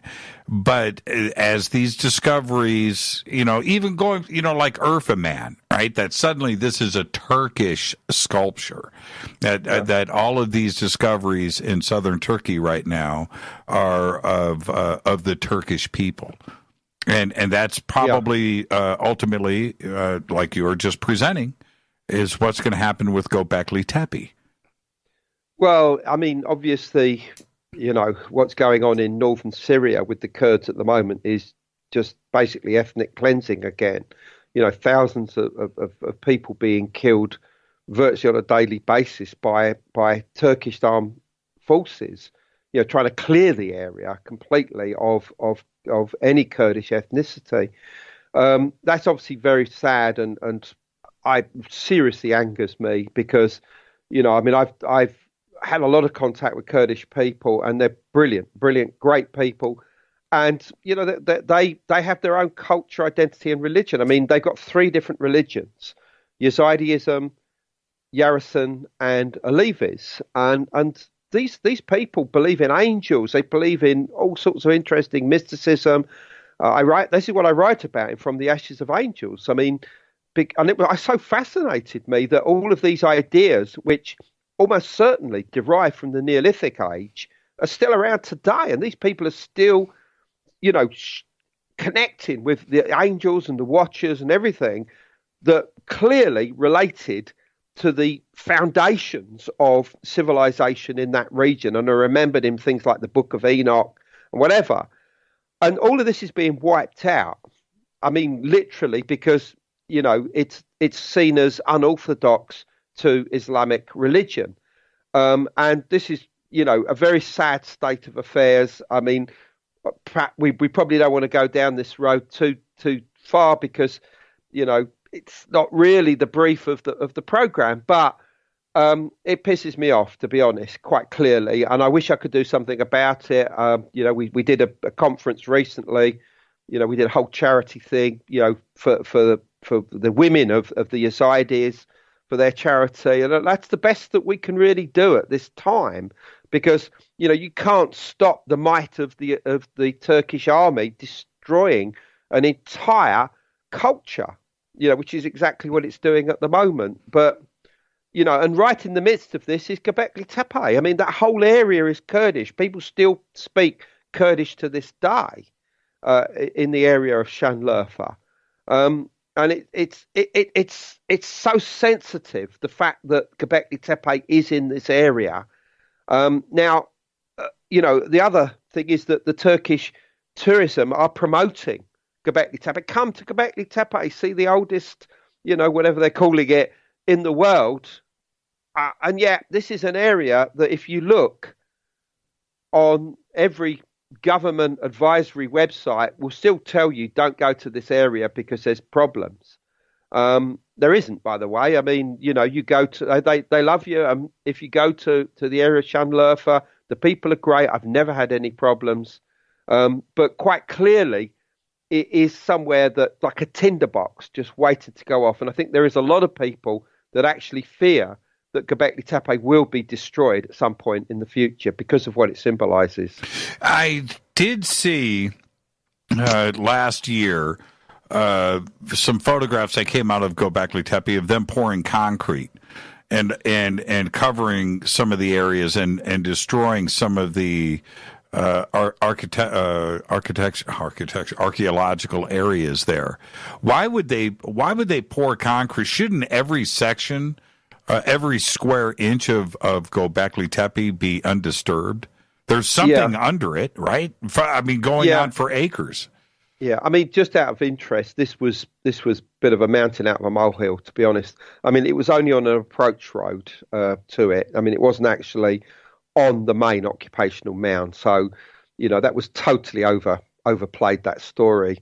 But the fact is that they are creating Göbekli Tepe as almost like the Turkish Stonehenge. I mean, if you go to Stonehenge in England, you go to a visitor centre, which is about, a mile and a half away from the site now. You park your cars there, you go through the visitor centres and the shops, and you get on a coach that takes you to the actual site of Stonehenge, which is fine. There's no problem with that. They're doing the same thing at Göbekli Tepe, exactly the same thing. They're modelling it on Stonehenge.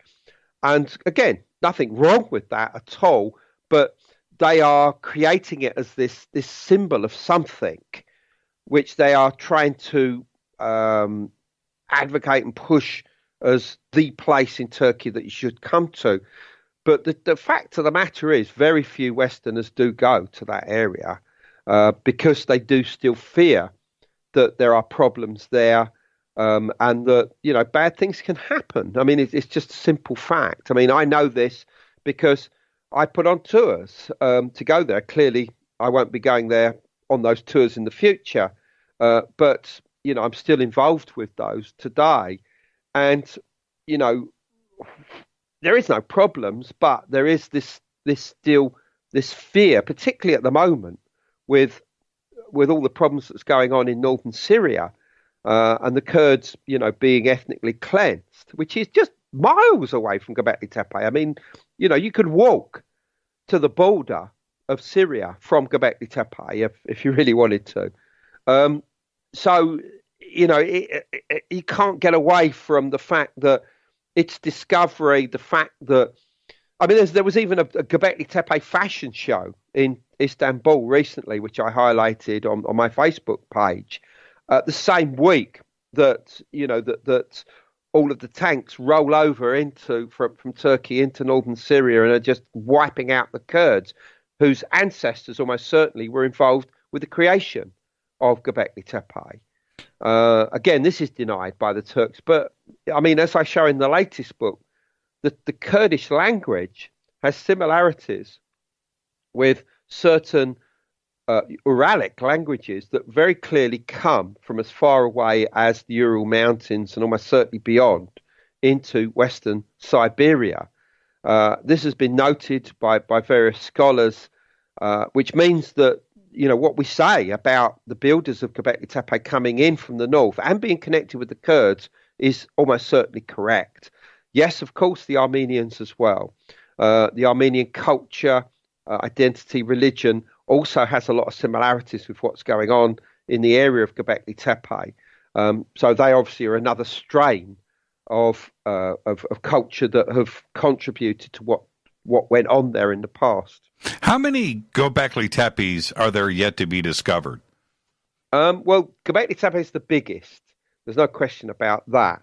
But you have Karahan Tepe, which I describe as, the sister of Göbekli Tepe. That's about another 25 miles to the east of Şanlıurfa and Göbekli Tepe. That's being excavated now for the first time by a team from Istanbul University. Up to this time, they'd not done much at all there. They'd done a few test pits, but that was all. So that's something that will also open up in the future. I've written about that in various of my books. But they keep finding little mini Göbekli Tepes all over the region. In fact, they're now up to about 15 of them. And all of these are more simple cult structures, like an individual enclosure from Göbekli Tepe, isolated with a few T-shaped pillars, a few similar carvings and statues to what you find at Göbekli Tepe. But most of these date to the tail end of the Göbekli Tepe period. So I'm going to say about 8,000 to 8,500 BC. One recently they found, they reckon, goes back to 9,300 BC. But that's, isolated. Most of them go to the end of this period. And that's it. I mean, after that time, they stopped building enclosures with T-shaped stones. After that, they couldn't be bothered to carve any further. So they actually just had what we'd call megaliths, just rough stones that they would build, in enclosures and whatever.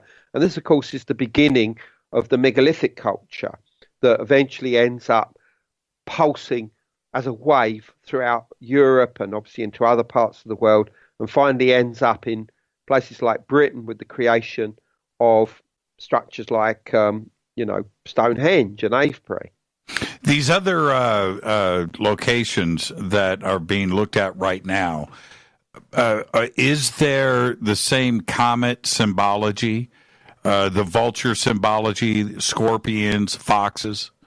Not really, no, because they're so late on in the day. You see, I think what happened is that there was a lot of motivation for getting it right from about 9,600 through to about, I'm going to say about 8,500. But I think after this time, once there was no more cataclysms taking place, people decided that they would just go through the motions for a while, but they'd build much smaller enclosures. I mean, in fact, some of them are sort of no bigger than the size of a family bathroom or jacuzzi, with little benches with tiny little stones, probably about 4 or 5 feet tall. And it's like they've lost interest in doing it, but they're just doing it because they have to. And then you get to about 8,000 BC, something's gone on, and they've said, "Look, we can't be bothered to do this anymore. Let's just go off and do our own thing now." And that's the beginning of the Neolithic revolution that takes place in other areas of Turkey, in southwest Turkey, for instance, and beyond that into Bulgaria and Eastern Europe, and obviously in other parts of the Eurasian continent as well. And by that time, they had different interests because they've now got agriculture. They're now much more dependent upon the sun and the fact of the sun ripening the crops and returning each year. So what you find is that the enclosures are no longer orientated towards the stars like Cygnus, or some might say, Orion or whatever, but are now being focused purely on the sun. And at the time of the equinoxes, time of the solstices, because that's now their main focus of attention for their religious or ceremonial activity. So they've lost that original impetus of wanting to go to the sky world through certain gateways that would lead them into the sky, Cygnus or Orion or whatever. They've now focused primarily on the sun and orientating their structures towards that, because that's what that was the important thing to them now. When we come back after the break, we're going to talk about Israel. But before we get there, one last question about Göbekli Tepe is, why bury it? Well, because they're decommissioning. That's what they're doing. There have been ideas put out there that Göbekli Tepe was hurriedly buried at the end of its life, possibly because another catastrophe was about to take place. There's no evidence of that whatsoever, absolutely none. Basically, what they were doing is they were creating a layer cake of activity. They would build one enclosure, let's say 100 years later or however long it was. They would take away what stones they needed, smash a few of the ones that remained, and just cover it over. Like they were killing it. They were killing the site, probably to stop spirit influences coming through. Then they'd build another one either on top of it or on the side of it, and they gradually create what we call Gobekli Tepe, which is this artificial mound. And at the end of it, any remaining enclosures were just covered over. The people just walked away. That's what happened.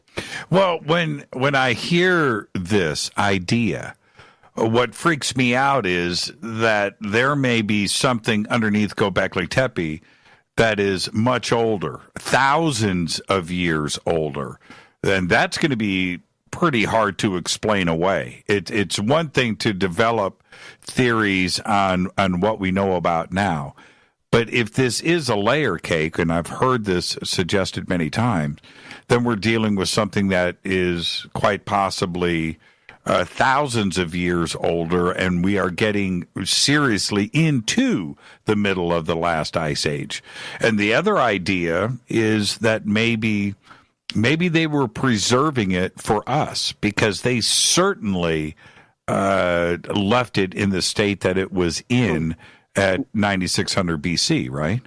There's so many, avenues you could take from just what you've just said there. I mean, I've had conversations with people like Graham Hancock on this, and his belief is that it was, covered over and preserved for us to find, quite literally, and that we would interpret the symbolism.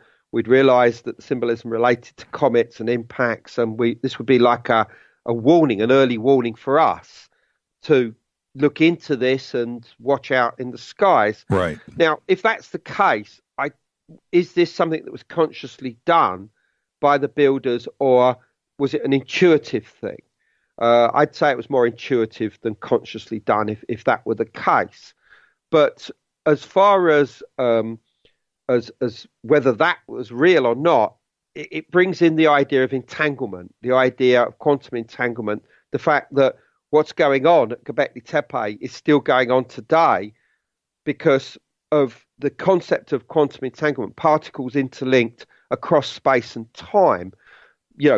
Every particle, all particles, those in my brain, those in your brains, those in my future self's brain, those in my me in the past brain, we're all interlinked. We're all a part of one huge network or matrix that's all taking place at the same time.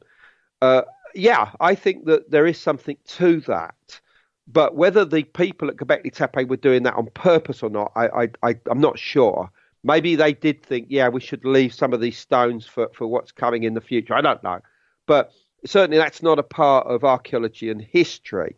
What's more important, obviously, is the legacy that the imagery tells us, and what else is going on there. Now, I don't personally believe that you're going to find stuff going on there that's thousands of years earlier. This was the idea that Klaus Schmidt, the German archaeologist who uncovered the site for the first time, did believe, but there was a reason that he believed that, because what he said was that the people that were here couldn't possibly have just started carving all this incredible stuff without thousands of years of experimentation and development leading up to this. That's the reason why he suggested this. And obviously certain of my colleagues have run with this and said, obviously we will find stuff that's thousands of years earlier. But I think that earlier stuff is in other sites. I can tell you where it was. Almost certainly it was to the northwest of Gobekli Tepe, in the area of the huge mountain called Nimrut Dar, in the Diaman province, which is just to the north of Sanlurfa province, because stuff goes back there to about 13,000, 15,000 BC, And I think that the people of Göbekli Tepe saw their immediate ancestors as having come from that area. And those people came from the north. In other words, those that built Göbekli Tepe, I don't think well, not all of them at least, were directly coming from the Russian steppe. I think that they were doing it in stages, and that the immediate precursors of Göbekli Tepe were coming in from another location. Now, also, we've got to remember that not that far away from Göbekli Tepe are all these underground cities in Cappadocia, which I've investigated, since my book From the Ashes of Angels. I was out there and I found evidence that they go back to Paleolithic times. In other words, at the end of the last ice age. So there's a good chance that some of the people that went on to influence Göbekli Tepe had earlier been involved with the construction of the first phases of those underground cities. I think that that's also quite possible as well. So, it's not as easy just to say that there were people turned up at Göbekli Tepe and said, look, gather around everybody, let's make these stone enclosures.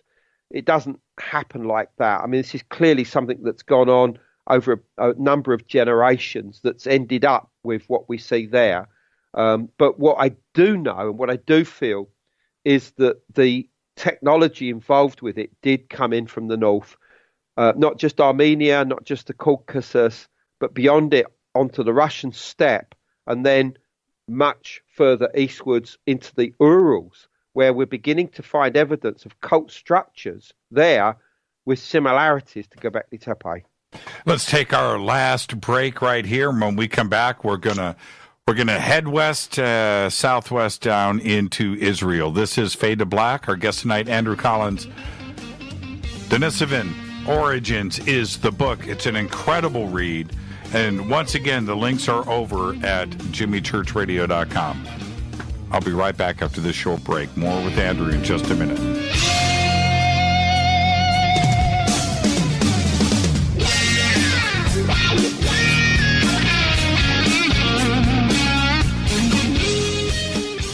Welcome back, Fade to Black. An amazing conversation tonight. Andrew Collins. Incredible conversation. And now we're going to switch gears a little bit and jump over to the Kesem Cave, which is a lower Paleolithic archaeological site just east of Tel Aviv. And Andrew, what's going on there?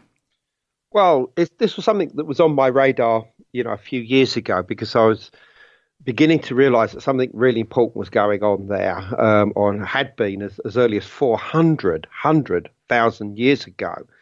But it was brought back into my focus of attention just a couple of months ago, when it was revealed that the earliest evidence of shamanism in the world has just been found there in the form of this swan wing bone.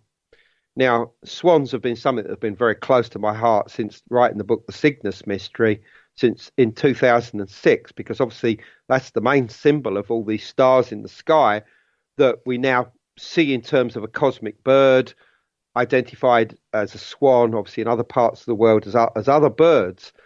And here is evidence of swan shamanism going on 400,000 years ago. And you think, what the hell's going on here? Right. So I started to look into it further. And at the very end of what's known as the Lower Paleolithic Age, at the beginning of the Middle Paleolithic, when there's a sort of transformation in the style of technology, particularly to do with stone, coming into the Neolithic age, the Neanderthal age, is that there were incredible innovations going on in this cave, including a type of stone tool technology that doesn't reappear until the time of the Denisovans in the Denisova cave, this blade tool technology. Plus, they were using, they were recycling stone in a way which had never been done before. They created the first canned food in the form of fallow deer bones with the marrow in, which they would wrap up and keep for periods of time, several weeks, probably a few months, so they could just break it up when they wanted, the first canned food. They also created the first fire hearths, cut into the ground. And they were using what amounts to, polyhedrons and spheroids that look like sort of Stone Age, crystal balls, basically made of flint and also of hard limestone. And the archaeologists that are working on this site believe that these people were into what we'd now see as cosmology and other innovations to do with shamanism and altered states of consciousness.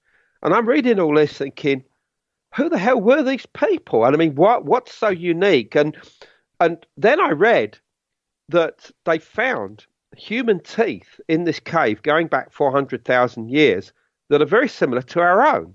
Now, bearing in mind that up until recently, it was believed that the earliest human beings, our own ancestors, Homo sapiens, only go back to 200,000 years ago. At the farthest. Yeah.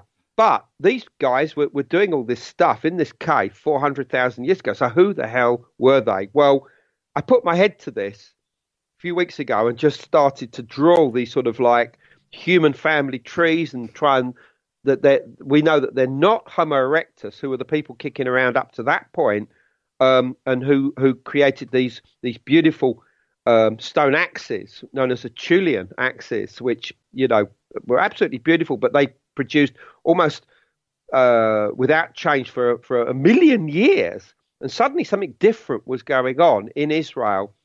And then I worked it out, because the Denisovans, who end up in Siberia and Mongolia, in these incredible innovations that we've been talking about, start their journey moving through the Levant, or the Levantine corridor that includes what is today Israel, about 400 to 450,000 years ago.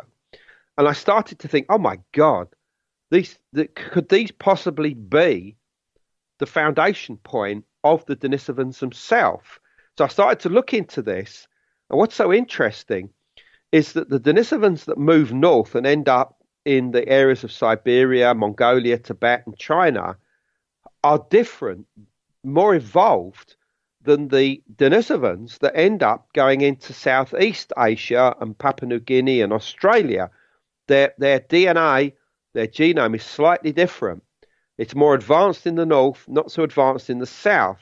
Well, if the people from that end up in the southern territories missed out on the Levant completely, maybe they missed out on whatever was going on in the area of Israel, perhaps some kind of interbreeding with some, local people that were there, maybe our own precursors, what they're called non-dispersal modern humans. And this is what created the Denisovans that had all of this innovations. And what's so interesting is that in the area of Siberia and Mongolia, you have what's known as swan ancestry, the belief from so many tribes and clans that they are descended from a woman who was a swan maiden, who came from the sky, from some kind of, birdland or something, that was forced to marry a mortal hunter, and that their offspring was the foundation point of the tribes and clans. So in other words, they saw their descent from this genetrix, who was a woman who was, quite literally a swan. And the earliest evidence of swan shamanism outside of Israel comes from Siberia, from a place called Malta near Lake Baikal, the very areas where we now know that the Denisovans first made contact with our own ancestors and handed on their technologies and culture, traditions and cosmology, almost certainly involving the swan. This is what I said in my book, The Cygnus Key. It's being said again in Denisovan Origins. And I'm now beginning to realize that all of these ideas came from the area of what is today Israel as much as 400,000 years ago.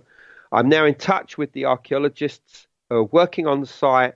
I hope to visit Israel very soon to go over everything with them. And what we've now got are the genesis points, not only of the Neolithic at Gobekli Tepe around 9,600, but we also have the genesis point of the so-called Upper Paleolithic, 45,000 years ago, which ushers in our own modern human age, places like the Mongolia, the Denisovan cave, etc. But we now have the genesis point of the Denisovans 400,000 years ago in Israel at places like the Kesem cave.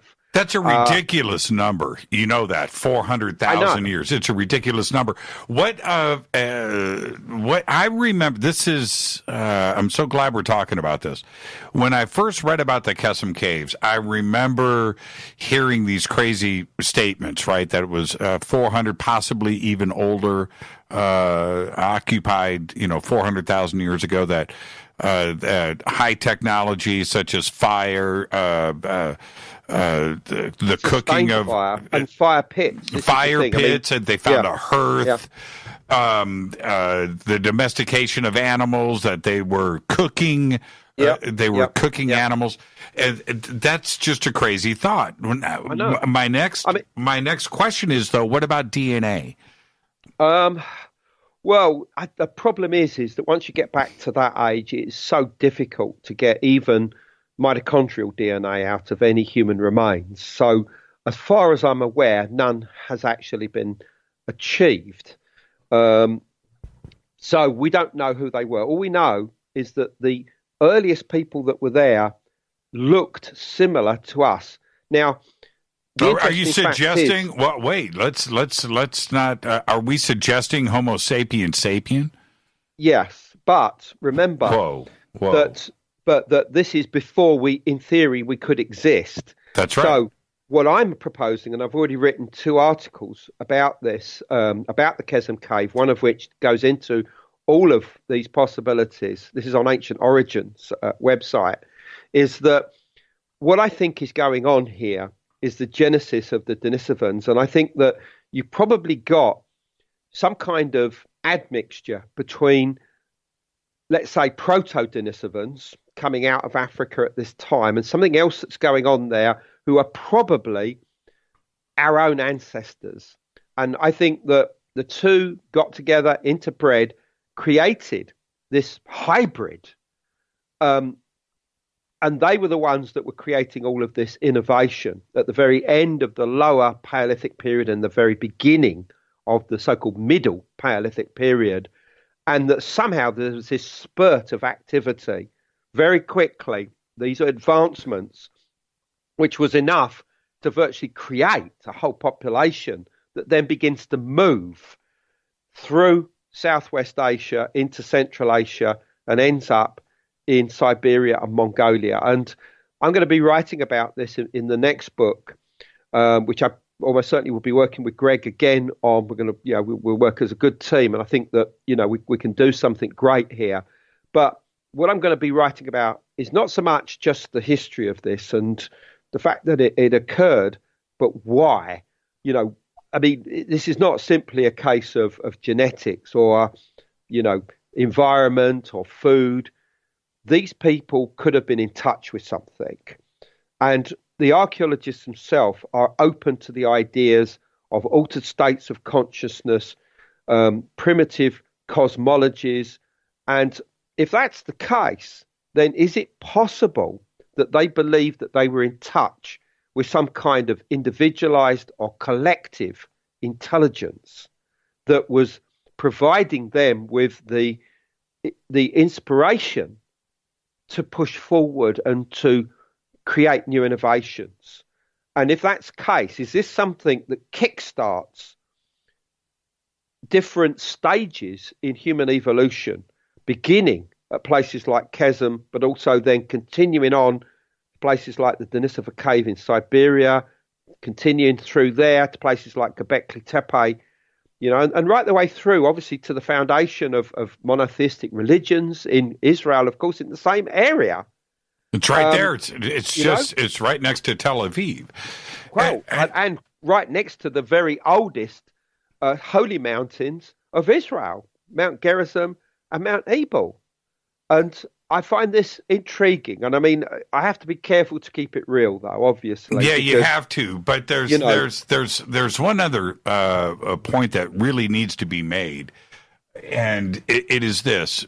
Archaeologists will get really excited when they find, mammoth bones with flint marks on it, suggesting, some interaction between early humans and animals at 50,000 years ago or 30,000 years ago, right? And they get excited. You rock this back to 400,000 years ago, where in Kesem, where they've got knives and blades and flint and hammer stones and tools and hearths and fire. And hold on, you're missing the important point here is this is the birth of shamanism. Right. This is where it all begins. Right. And they were almost certainly using swan bones to connect with that particular bird. They possibly would have been adorning themselves in garments of swan feathers, and they would have been taking the form of a swan to project their mind to wherever they were going. I mean, obviously, it's so difficult to try and get into the minds of these people 400,000 years ago, but that's where I want to go next. That's exactly where I want to go next. When there's something that I've always found really interesting, and it's this: when we're talking about something like Gobekli Tepe, right, which is so old it's hard to wrap our mind around, but we're still only talking about 9600 BC. Yeah. Was there a language?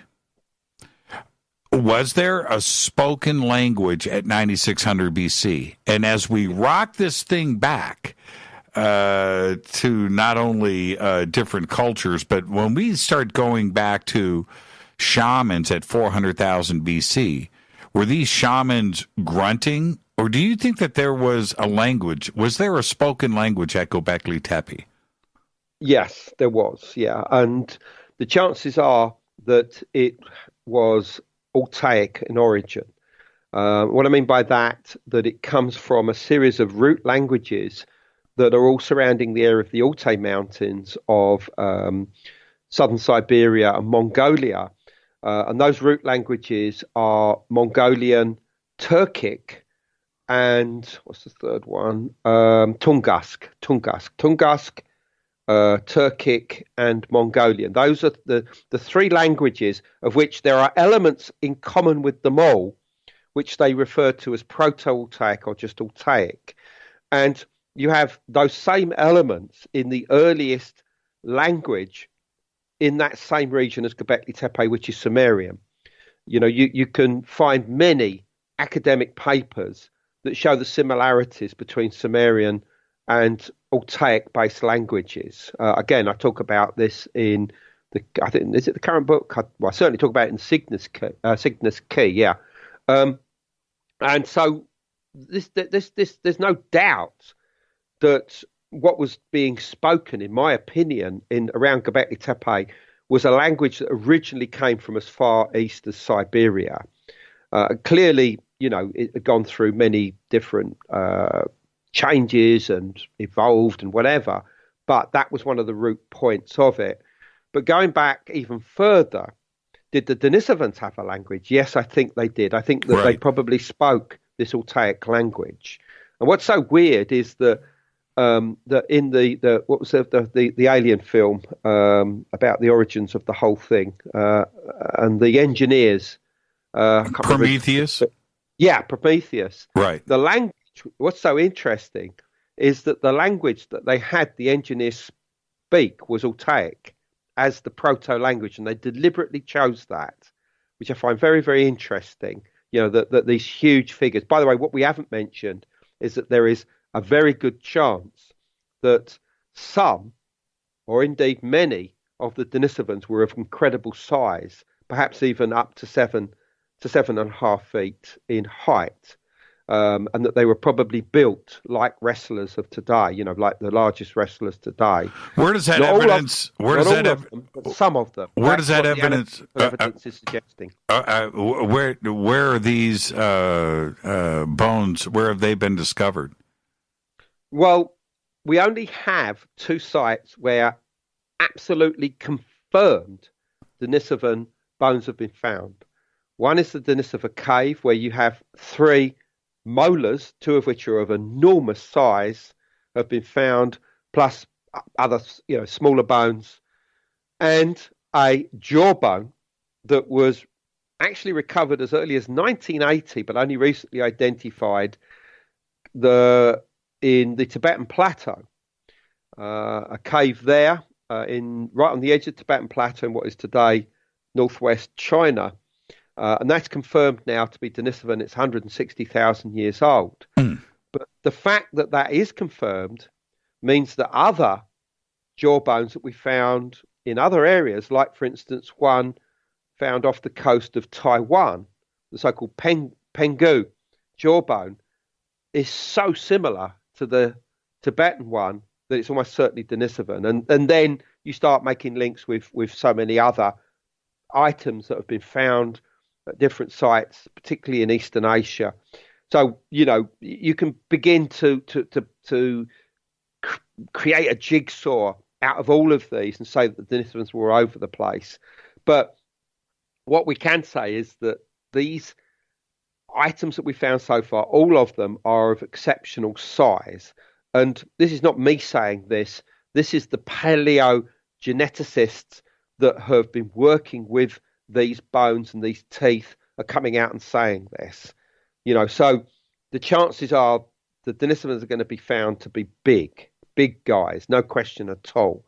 They are not going to be, tiny hobbits like, the guys that were found at Flores in the island of Indonesia relatively recently. They're going to be big. They're going to be the giants of legend, no question about that. Yeah, they're not going to be hobbits. No. But go back to your final question, if I may, about the people of Kesem. Would they have had a language? I don't think so. No, I think that they would have been so much more sensitive to the environment than we would have been. They would have had better sight, better hearing. Their language would have been more intuitive in the sense of, they would have had grunts, they would have made sounds, they would have joined perhaps in some kind of song or something like that.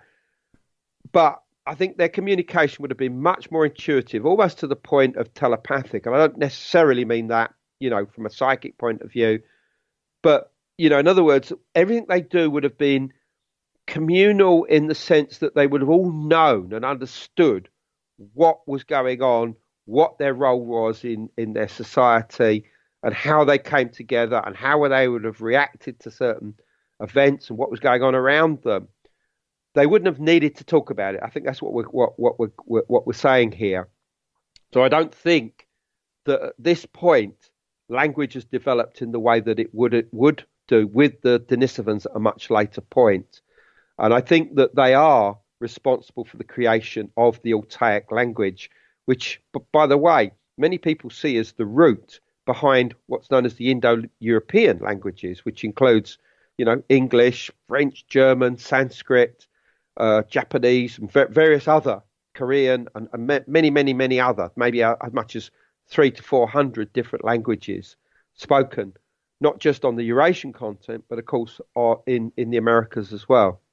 Andrew, thank you so much. What an absolutely incredible conversation tonight, and I can't say enough. I have learned so much, and the book is incredible. And just thank you. And really quick, I've got about 30 seconds. When do you expect to finish the next book?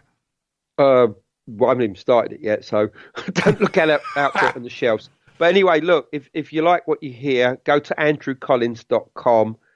Everything is on there. But if you want to buy Denisovan Origins, just put Denisovan Amazon and it comes up on your search engine, and it will take you straight to the book on Amazon, and just click that. And I'd be very happy. And so would Greg if you bought a copy of it. So Thank you, Jimmy, for having me. Yeah, thank you, Andrew. And as I start to roll credits, give me a Gobekli Tepe. Gobekli Tepe. I'm the first person to be banned from Gobekli Tepe. Thank you so much, Andrew. Enjoy the rest of your day over there in the United Kingdom. Thank you so much. Cheers, my pleasure. Andrew Collins. We went pole to pole tonight, and yes, Denisovan Origins, here is the book. There's the cover. The links are over at jimmychurchradio.com. Highly recommended. Highly, highly recommended. Fade to Black's executive producer is Rita Camarion. Show is produced by Hilton J. Palm, Renee, Dennis, and Bob. Announcers are Steve Harder, Gene Vitola, Mark D. Kovar. Webmaster is Drew the Geek. Music, Doug Aldrich. Intro, Spaceboy. SpaceboyMusic.com. Fade to Black is produced by KJCR for the Game Changer Network, and syndication is KGRA, The Planet. This broadcast is only copyrighted 2019 by Fade to Black and the Game Changer Network. It cannot be rebroadcast, downloaded, copied, or used anywhere in the known universe without written permission from Fade to Black and the Game Changer Network. I'm your host, Jimmy Church. Tomorrow night, right here, Jeffrey Mishlov. I want to thank Andrew Collins. Until tomorrow night, I want everybody to be safe. Gobekli Tepe.